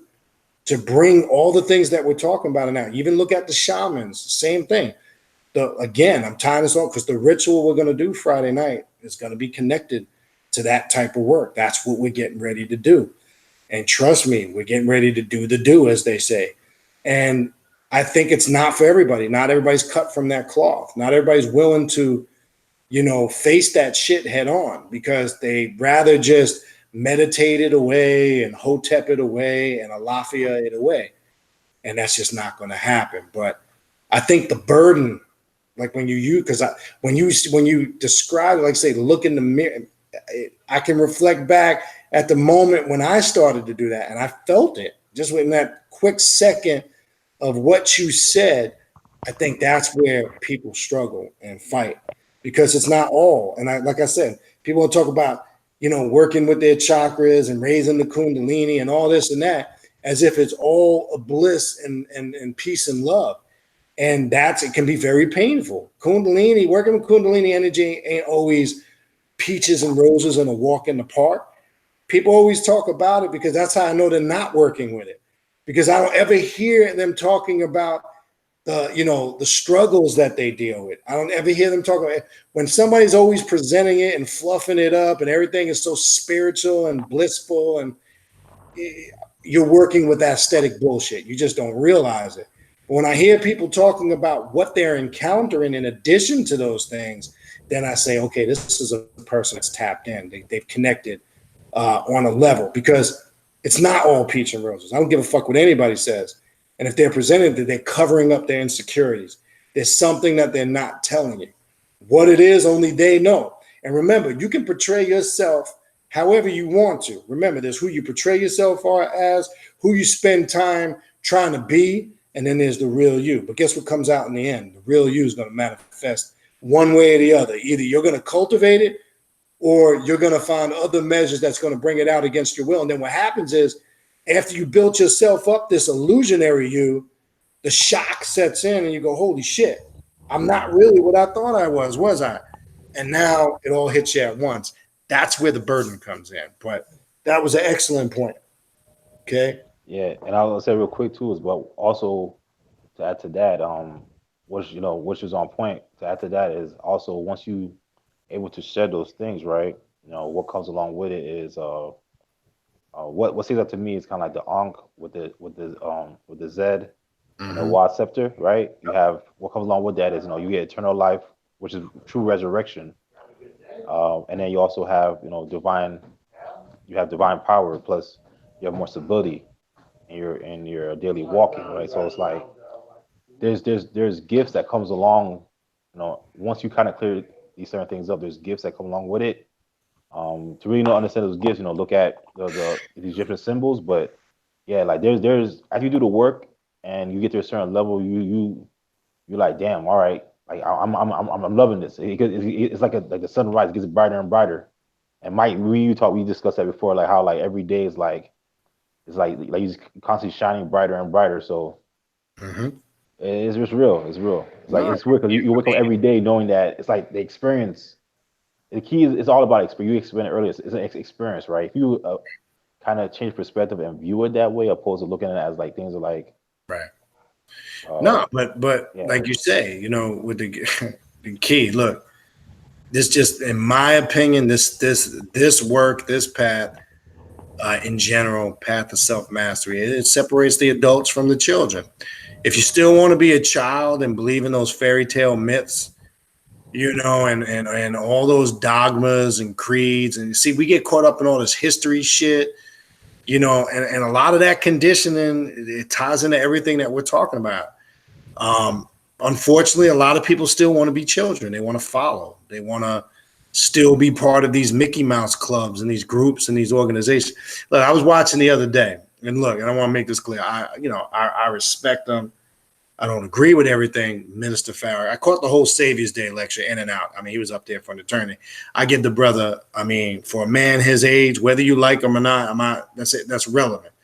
Again, I focus on what I can resonate with. Shit I don't, I leave it there.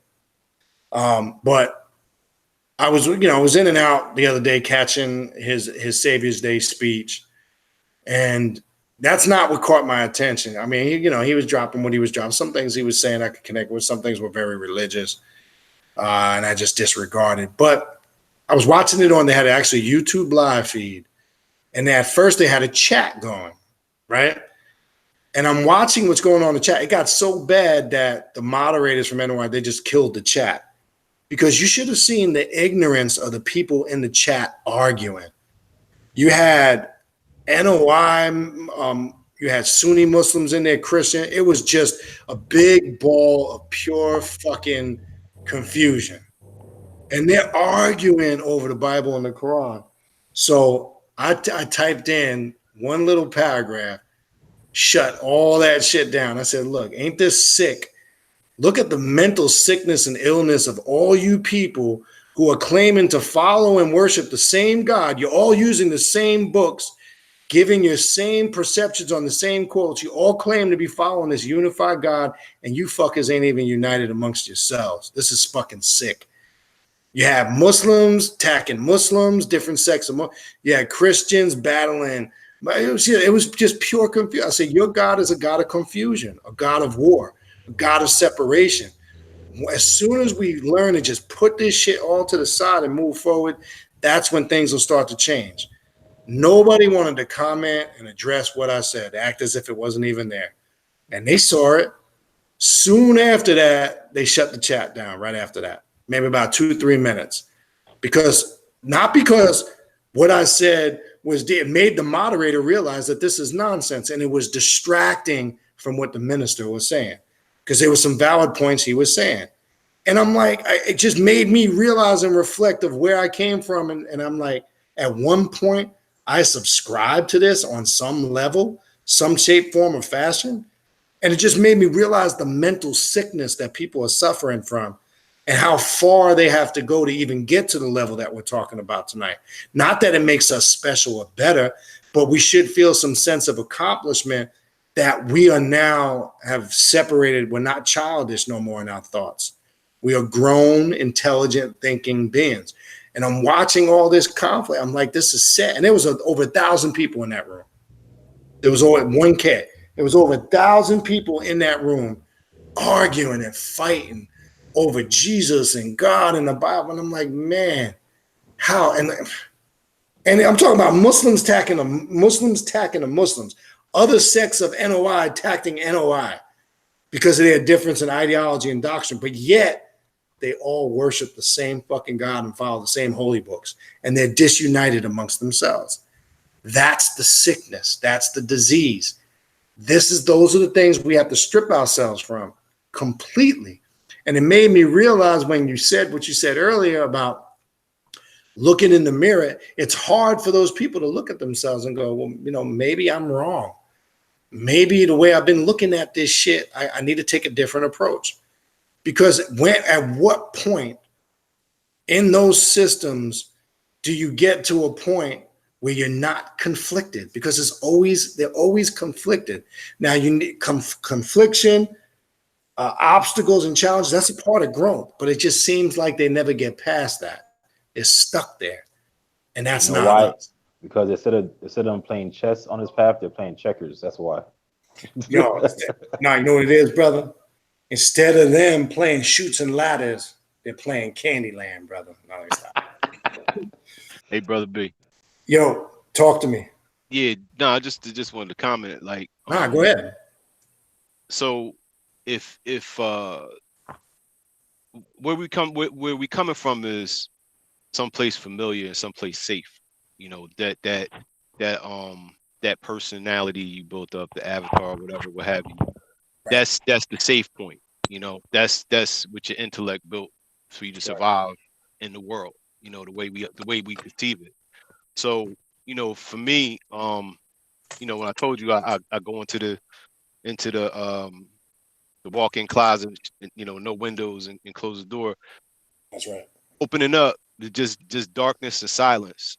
It allowed me to be able to start to bring in real ideas and real questions about who I was, and then when you get the other parts trying to come back, the safe parts, I call it, like the player hater, he's coming back like, nah, you don't need to worry about that. Then I just go back to, no, I need to focus on what is this. I need to look further into what this is. What is this saying about me? What, this thing that I went through at this age or whatever. Right. And the same thing with doubts. Like, when I do something, when I do a ritual working or whatever, and I see that worked, in something future that I do, and I may have that little bit of a player hater trying to come back, I'll just focus back on, when I did this, I got results. When I did this, I got results. When I did this, I got results. This is real, and just to cement that in my mind that is real, and go back to that feeling. But yeah, it's safe coming from where you've been for 20, 30, 40 years. It's safe. That's right. And coming to that understanding, and I'm going to pose something out. I want nobody to answer it tonight. I want you to reflect on this. Part of that understanding, when you go into that darkness, that silence, and why it's good to do work like that. And we've done it here. We've done it in groups. We've done it individually, collectively. But when you do it personally and you're alone by yourself, when you are in that silence and darkness, you are now tapped into your real thoughts. And when you tap into your real thoughts, your real self emerges. So this is why for years, or even now as adults, some people are still spooked out about the dark. The boogeyman that they've been running from all their lives is themselves. That boogeyman, think about when you were a kid and you were in a dark, we were all at some point. When you were a kid and the fear of being in a dark room, like you felt the presence there. The presence you were really feeling was your personal demon, your real you. We were programmed to think it was the boogeyman, some evil force, and we feared it. What it was really was the real self. So as adults, when we go into that darkness, and still some people struggle with it. There's some people still can't be alone in the dark. There's some people that still can't sleep at night without the TV being on 24 hours a day, or they have to have some form of light while they sleep. Where does that come from? It comes from all that programming of this darkness is evil. But in that darkness and chaos is the real you. Everything you're saying comes via that. Now, I leave that to bring me to this, because this sparked what you said, just sparked this. And I want people to do the work on that. I don't want you to answer this now, because it's not something you can answer now. Think of a moment. I'm talking about, don't confine it to a time period. All right, so I want to be clear on what I'm getting ready to say. Find a part of yourself that has always been there, okay? Don't answer that now, because I already know the rehearsed answers that's going to come from that. I want you to think and reflect on that. I want everybody to. Let me say it again. Don't connect that with linear time. Don't connect that to these false concepts of time. that we think we understand. I'm saying the outside of a time frame. So don't look at it from what you can consciously remember from your physical birth to now. I'm saying find an aspect of yourself, figure it out, a part of yourself that doesn't fall in those parameters of being defined by person, place, or thing, or linear time, is what I'm trying to say. There's a part of you that you've always been conscious and aware that's always been there. I want you to marinate on it for a while. I want you to, don't jump the gun on this one. Trust me when I tell you. This will open a certain part of your psyche that you, trust me. So meditate on that. Go, when you guys start going to your chambers and doing your meditation and focusing on your thought, whatever work you do, ask yourself, what aspect of myself has always been here and I've always been aware of it? Think about it, reflect on it, and don't try to construct the answer within a parameter because you're doing it wrong right out the gate.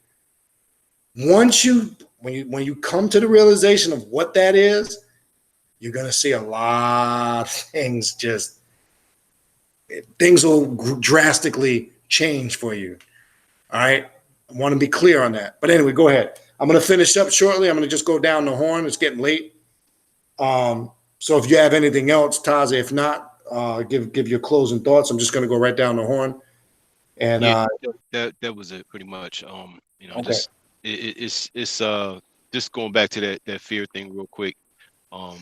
It's funny because I still have access to the house I grew up in as a child, and I find even in my 40s that being in there in the dark is like I look for a light switch. I found myself doing that recently, and I was like, you know what, I gotta start shutting this down. So I stopped doing that. I go in there and just sitting there, and there's nobody in there. My mom passed away in the house, my grandma passed away in the house, and I just sit there. I just sit there in the dark and just sit with it, so that I can get past that. Look and see where that goes. And let me show you something with that. All right, time travel. I was saying breaking the concept of linear time. Let's go back to your house as a childhood. Let's do this real quick. All right, watch this. You grew up in this house, right? Right. All right. Let's tap into some memories of being in this house. Not necessarily negative ones, anything good ones. All right. Let's, for an example, what was a song you can reflect on as a child hearing growing up in your house? Name any song that comes to mind. Stay Together, Al Green. Stay Together, Al Green. Now let's go a little deeper. Let me show you how powerful this shit is. As you said that song, and now as you reflect and think on it, what memories come that you connect with that song? Go ahead. All kinds of stuff. I mean, I can just throw a few out there. I'm gonna show you how this works. Okay, I can hear my aunt's voice, talking in the distance. I can see the color of the carpet. I can remember the layout of the furniture. So I can almost smell whatever she's cooking, in the kitchen. All right. Okay. Yeah. Okay. I mean, it just comes to life with that. And look to show you that the power is there. Now, here's how this worked. I'm sure you were conscious, but I'm using this so other people listening can see the power of this. We named a song. You have thoughts and energy that is forever connected with that song that opens up other portholes and accesses to your psyche that connects you to other avenues. To show what you just did was you broke that barrier of time, linear, whatever you want to call it. That's why I said, part of the answer to the question is what you just did. All that stuff is always there. So when you mentioned the song, it automatically ignited aspects of your psyche. Then you started remembering imagery of the house. Like you said, you hear that it connected to you to an aspect of your auntie's voice. Then you connected it to particular food. And if you zone in hard, and I've talked about this in the past, you might, if you really focus and concentrate, you could even smell the food. What I'm saying is the fabric of what the Emerald Tablet was trying to teach us, the one thing. What is the one thing? When we say all things are connected, you're going to find out none of it has ever been separated. Okay? Because it's always there. It's always connected. We are the ones that separate these things and make as if it's not this is this, this is that, that is this. That is an illusion. This is what it means when it says the spiritual plane is interwoven around you. It's all connected. We create the walls or the barriers. So it's so easy to do something like that with just a song. That's why I do something called music magic, and I've talked about it, where I've put playlists together on my Amazon app, and try this shit. It's deep. I put playlists together on my Amazon app based in years. I have late 60s music that my father would listen to growing up, doo-wop that connects me to a part of my childhood, to 70s soul, R&B, 80s, be it hip hop, pop, whatever, all the way up until the present. And what it does is it links me to those aspects of and it's as simple as playing it, just sitting down, zoning in. Sometimes it's more intense if you do it with headphones, a good quality headphone. And literally I'll go exactly word verbatim, detail verbatim, like you just described, and relive, whether it was holidays, specific incidences in the houses. I was just going to say that about Christmas. Right. I was just going to say that every time I think of Christmas, I think of my grandmother's house. Mm-hmm. I could smell what it smelled like when we walked in, because she was cooking. It was a huge family dinner. Everybody from all over the United States would come through. Like, mm-hmm. Yeah. And remember when you touched on Christmas, you gave us a little tour around your house and said, right, it's not about the here comes Santa Claus. It's about the memories that you built from a childhood, and now you're passing it on to your children. That's it. It's just a beautiful thing. Time travel is everything. And that's what I'm saying. There's power in that. And this is why I'm trying to say, we got to focus to take this to the next level. You need to really zone in on a part of you that has always been there. All right. You need to figure out what that is. Okay. Don't jump the gun on this one. What I'm trying to tell you, this is one fragment of it that I'm tapping into. And that's why I say this shit is a lot deeper in the sense. I don't want to sound like mumble jumble, but this shit is a lot deeper than people, in my opinion, are really aware of. Because we got to look at this from a whole different perspective. But try the music magic thing. I call it music magic. It's really fucking powerful. Look, I can go back to, to me, the golden era of hip hop, mid 80s, going into the early 90s. And I could literally see myself at these basement parties, house parties. I could smell the leather goose that I used to wear with the Black Panther collar and the cologne, the Quorum cologne I used to wear. I could smell it on the collar. It's that fucking deep. I can place myself in the body and see and remember the exact attire that I was wearing, and I can relive that whole experience again. You know what? You might be wearing them again, Brother B. Mm-hmm. They're all coming back out again. Yeah, but what I'm saying is, what this also does is regenerate yourself. You know what a lot of people say? Look, when somebody says to you, you'll get this a lot. Oh, you don't really, if somebody said, I'm saying to anybody here, like they're demystified about your age. Usually that's somebody that cells regenerate well. Well, here's the thing. When you tap into aspects of your life where you were the most productive, it keeps you young. This is why when you see certain ancestral spirits, like my mother will always appear to me when she was at her healthiest state. See, people think they're automatically going to see them as you remember them, with your fondness of them. They might appear to you as a child because that's when they were most happy. So you might say, at first, I get this a lot. Well, why I saw this child, I didn't know what it was at first, but then I realized it was my mother, because that's when she was the most happy. If you're seeing her at 10, 12, 13, 18, you might see them when they're older. That might have been when they were the most happy. What I'm saying is that realm and this realm, there's no separation between it. When you understand what part of you always existed and has always been there, when you remove all the constructs, that's when you've merged this and connected it like the Emerald Tablet says. What is the one thing? That's when you start to understand as above, so below, as within, so without. These are catchphrases I think we like to use in the occult because it sounds deep and heavy, but do we really understand what it means and how it applies to ourselves? I think that's sometimes where we get a little lost and confused. But the music magic, because it deals with sound, vibrations, and the sounds and the vibrations activate portions of your psyche. Because look, love songs are like that with R&B, like Keith Sweat. That was the shit back in the day that, you know, per se. Oh man, he about to Well, get that's what started. I did a lot of the pounding to back in the day. And what happens is you can go back to that exact moment and relive the whole experience, literally. And what that says, what does that say to the adept or the occultist? There is no such thing as time. One, it's an illusion. The power of the mind is infinite. There is no limits to your subjective realms. And three, all of it is connected, right? It reminds me, look, I visited Ocmulgee Mound, Indian Mound in Macon, Georgia several times. And there's a sign that always stays in my head, and I see it in my meditations. And the first time I went there was in 1998. And I've been there several times since. The last time I was there was last year. And right when you come in through the main entrance, they have the Ocmulgee, the bird that was synonymous with that tribe. They have a drawing of it. And it's a phrase from the Ocmulgee and the Choctaw Native Americans, and it says, all things are connected. And I see that all the time.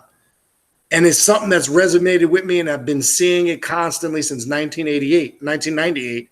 And I say to myself, that was a message. It was a message in the sense to show me, it was preparing me way back then to get me to see what I see now. I see that all the time. If I meditate, I see the bird, and I see that phrase all the time. What I now take it as, it's a reminder that all things literally are connected. And you never can forget that. And understanding that concept is going to help everybody understand that aspect of themselves that has always been there. That was my whole point. All right. But real quick, anybody else? A quick closing comment. Real quick, I'll say the time to that is like, now ponder this though, right? What's you ever that? had time, think about this. You ever had a time where you're a kid and you feel like there's somebody in the room watching you, but how you know it's not yourself watching you as you get older? You went back in time. Right. It's all connected. You know what I mean? Look, Jack, we've had this discussion years ago. Remember, we had this discussion. I brought it up a few times here and there in the videos. What if right now this is a dream right here? But let's take it even a step further. What if you're in somebody else's dream thinking that this is your reality? It's like really that movie Insidious when he goes back. When he goes back and his younger self, he goes all the way. I think it's part 2. I don't know, one or the other, but he goes back and he tells his younger self, "Show me where she comes from." Like the evil. I hate to say evil, but that lower energy spirit comes from, and he gets up and he points. But the two people that were in the room was like, "Oh, he's doing it again." But then in the end of the movie, it shows you that his oldest self is talking to him. Right. That's what that just reminded me of. Yeah. That's why you have a trauma that happened, you need to think. This one you gotta be more dissecting of your trauma, right? You gotta think, okay, where did that trauma start? Where did it come back to? You're gonna go. You realize it started at this point time period, and when you realize what happened at that point, it's just a matter of just changing the energy back then and changing your thought process back then, and that affects you now. So it's like it's gonna come a point when you just constantly just working on yourself, going back and dealing with certain. When I say the bullshit, I mean more the trauma you dealt with. Things that affect you now because it all has a point of origin sometime in your lifespan or even before. So that's real stuff right there. Look, what can even trigger it is something that you might have thought wasn't a life-changing event. Look, I've dealt with clients that I work with that they didn't realize that when they were, bullied as a child, how much of a profound effect it had on them. And it affected them in their adult years. They didn't realize how they were burying it and suppressing it, how it affects their confidence. I had a client that had trouble speaking in public, and they realized as they did the work, it was linked to them being bullied in front of a bunch of people. And that's why, because the job they had involved public speaking, but they could never get, once they realized that that was the root of it, because they were so humiliated of being bullied in public, It was hard for them to express themselves publicly in front of a large group of people. What I'm saying is it could be something so simple as that, but we tend to make it heavy and deep, and we want to get all spiritual with all this complicated shit. And you go to work and you say, well, damn, well, what, when I go into that, what comes to something like that, as simple or basic as it might seem, has a domino effect and it trickles into every other area of your life. Can I ask you something, Brother B? Mm-hmm. Is that like when I invoke my, you know, my shadow self, that's basically what we're talking about, right? Like, I mean, I remember you telling me the one instance how you invoked your shadow self and it just basically pulled you in and just almost like took a walk with you and showed you different things. Like, Yeah.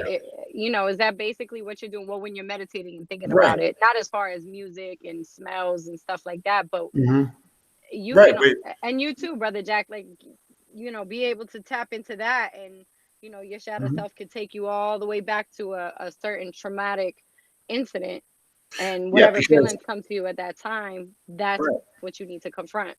Right. Your shadow self, that is an aspect of it. Your shadow self, or the real you, also involves the negative things that we're also talking about. The rage, the anger, the hate, the pain. We act as if those things aren't real. We act as if because I'm a fucking Buddhist now, or I'm a fucking professional hotepper, that those things are gone. And it's real quick to bring it back out. It's real simple. Okay, they pretend it's not gone. It's just that you suppressed it. So it's that combined with all of those elements, most definitely. And the suppressing is basically what you do with all those memories, and that's why listening to music and certain smells and certain foods and certain areas bring those back. But you come to the realization you can't suppress your memories. How can you suppress? You are them. There. That's like saying worship and pray to your ancestors. How can you pray to something that you are? See, well, maybe not suppressed, but no. I'm not saying that that's what you said. No, I'm not saying that that's what you said. What I'm saying is, I'm trying to stay along the theme of that all things are connected, and we create the separation. So with memory, you can't, if you're suppressing your memories, how do you disconnect from something that's all connected, right? That's the quantum physics concept of what people would call all, right? In quantum physics, there's a term called all in all, right? So how do you separate from all, right? In Masonry, they use a term standing firm on your square, the science of the circle and the square. But when you use the metaphysical complex, when you understand that it's all connected, how do you separate that? That's the thing I'm trying to figure out. You create the illusion that you've separated it. There's a difference. So you're not really separating anything. It's just, it's always there, but you might have, like you said, you could create an illusion that you suppressed it, but that doesn't mean it's not connected. But anyway, real quick, all right, Jack, any closing thoughts? Then I'm gonna go to Akua, I'm gonna go to Duma and Double R so we can close this thing out. I'm going right down the line. You got anything else? And we'll go close this out. No, I'm good, man. It was a good talk tonight. It was good. Yeah. So Thursday, you'll be back Thursday, right? I'll be back for sure. All right, wish I could have went to this one. Cool. Yeah, it's gonna be a good one. Sister Akua, you still there? Yeah, no, nothing else. Thank you all. I thank you and all the callers. This has been really, really good information, like always. Thank you. Thank you for sharing, sis. Yeah, Josh. I know you'll be in the next class session. I think you're gonna get a lot out of it. Trust me. Yeah, I'm looking forward to it. Yeah, you're gonna get a lot out of it. Let me ask you a question. With the Girl Scout cookies, you get the mints? Save me a box. I've got a carload of mints and Listen, I fucked up. I don't know if you guys remember. I was doing a live feed a few weeks back. You don't need that, Brother B. Nah, I was doing a live. Yeah, hell yeah, I need that. Yeah, I remember that. You remember Brother B, I was watching you eat those cookies, and I was waiting for our cookies to come in after watching you eat those cookies. No, let me tell you something. I fucked up. Let me tell you where I fucked up. I got sucked in. They were all right. And they had the mints at the door. I should have went with what I knew. And see, my instinct told me get the mints, but then there was another advisor that came through and said, "Nah, fuck with those." And I was a little disappointed. So, I just was wondering. Like, these ain't all that. Yeah. All right. All right, Brother Duma, what do you got? Talk to us. Wrap this up. It's getting late. Can't hear you, brother. Your mic is muted. Okay. There you go. Can you hear me now? We got you, brother. We got you. Okay. Bleep, bleep. You hear me now? Yeah, it's been a good show. In a nutshell, you pretty much covered some questions I had about past life or somewhat past life regression type things. Right. I think that's what we're talking about along the lines of when we're using memories to trigger, because everything it might be, we call it the past, but it's still happening in some way, shape, or form, but we don't realize it. And look, yeah, that's about it. That's a good point, because look, remember, I always use the analogy of understanding what you just said, right? If any of us have ever, I'm sure at some point when we were kids, on a river, a lake, beach, if you've ever taken a rock and thrown it into a bottle of water, a body of water, a lake, a river, right? I always use this analogy. When the rock hits the water, right, when it hits from the center of where that rock hits, you have those ripples that expand out, right? This is taught in a lot of metaphysical schools. What that represents, they're constantly expanding, right? So when we understand the true concept of time, as time is expanding in contract, all right, for an example, this feed started at 7 something. That still is expanding out into the multiverses, all right? We create the illusion that was 3.5 hours ago. It's still happening, like you just said, because it's constantly just expanding. So they've created movies to try to help you understand it, like the movie Time Cop with what's his name, Jean-Claude Van Damme. Right. The other movie, the one with what's his name, Jet Li. Yeah. Right. Now here's the deep thing. What happened in that movie when he encountered himself? He canceled himself out. Canceled himself out. Yeah. Right. In quantum physics, they say you can't have two bodies existing at the same time. Right. This is supposed to quantum theory, but it hasn't been exactly proven yet. Right. Now, but that's why I'm bringing it up, because they weren't completely right about that. But if you've ever seen those movies and go back and watch them, if you have, and go watch them now, knowing what you know, they're trying to show you everything we're talking about tonight, that illusion of fucking time. And they're showing you how this shit is all connected. And they're showing you how what we're thinking is back then is not really back then. We're just trying to go back. We're trying to tap into what we're calling that expansion, as far as how it's expanding out and working its way, quote unquote, out into the universe. So you can catch up with that. You can move in front of it. It's all connected. There's no separation of it. We think there is, because that's why they invented the clock and the calendar. Right. And now we calculate our movements based on this false linear concept. Illusion. Is that why they say time is an illusion? Yeah. And that's what creates all of those illusions, is based on the fact, like I say, look, when we look at secondhand clocks, digital, analog, look, they trick you from the get-go, because there's no time being calculated between the seconds, right? If you look at all those old secondhand clocks, when the hand moves, there's a pause in between each movement. The hand, you see it, the hand, there's a movement, pause, movement, pause. Well, that pause is not being calculated. So what is real time is what I'm saying. There's 60 seconds in a minute, 60 minutes in an hour. There's a science in those numbers now. We didn't even tap into that. There's a whole science with that 6. Because now when you get into the Apocrypha, I don't want to get into that tonight, that's a whole nother class. What do they say the number of the beast is? 666. 666. All right. There's a science in that with the time thing. And we know when you invert it, it's nothing but a 9. 9 is the sacred number to set. 9 is what we use to toll the bell to open the gates of the black flame.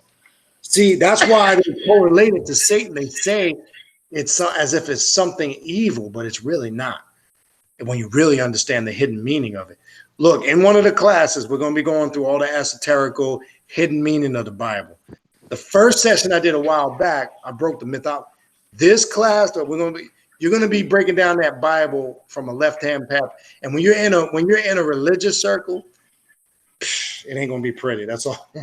Shots fired. Shots fired. Yeah, it's gonna be like that. But anyway, appreciate that, brother Duma. Let's get to double R and wrap the thing up. I gotta get out of here. I gotta get out. What you got? Can double you R? hear me? Yeah. Oh, okay. Did you used to rap back in the day? Is that your MC name? No. Oh shit! I was about to MC battle, name. about to challenge, Uh-huh. about to strike the beat up. No, go ahead. No, I just wanted to say that I'm grateful for the information. I'm grateful that I found your channel. Appreciate that. And I'm very grateful to know and just happy to know that this is it's a lifelong process, and that it's something you got to work on every day.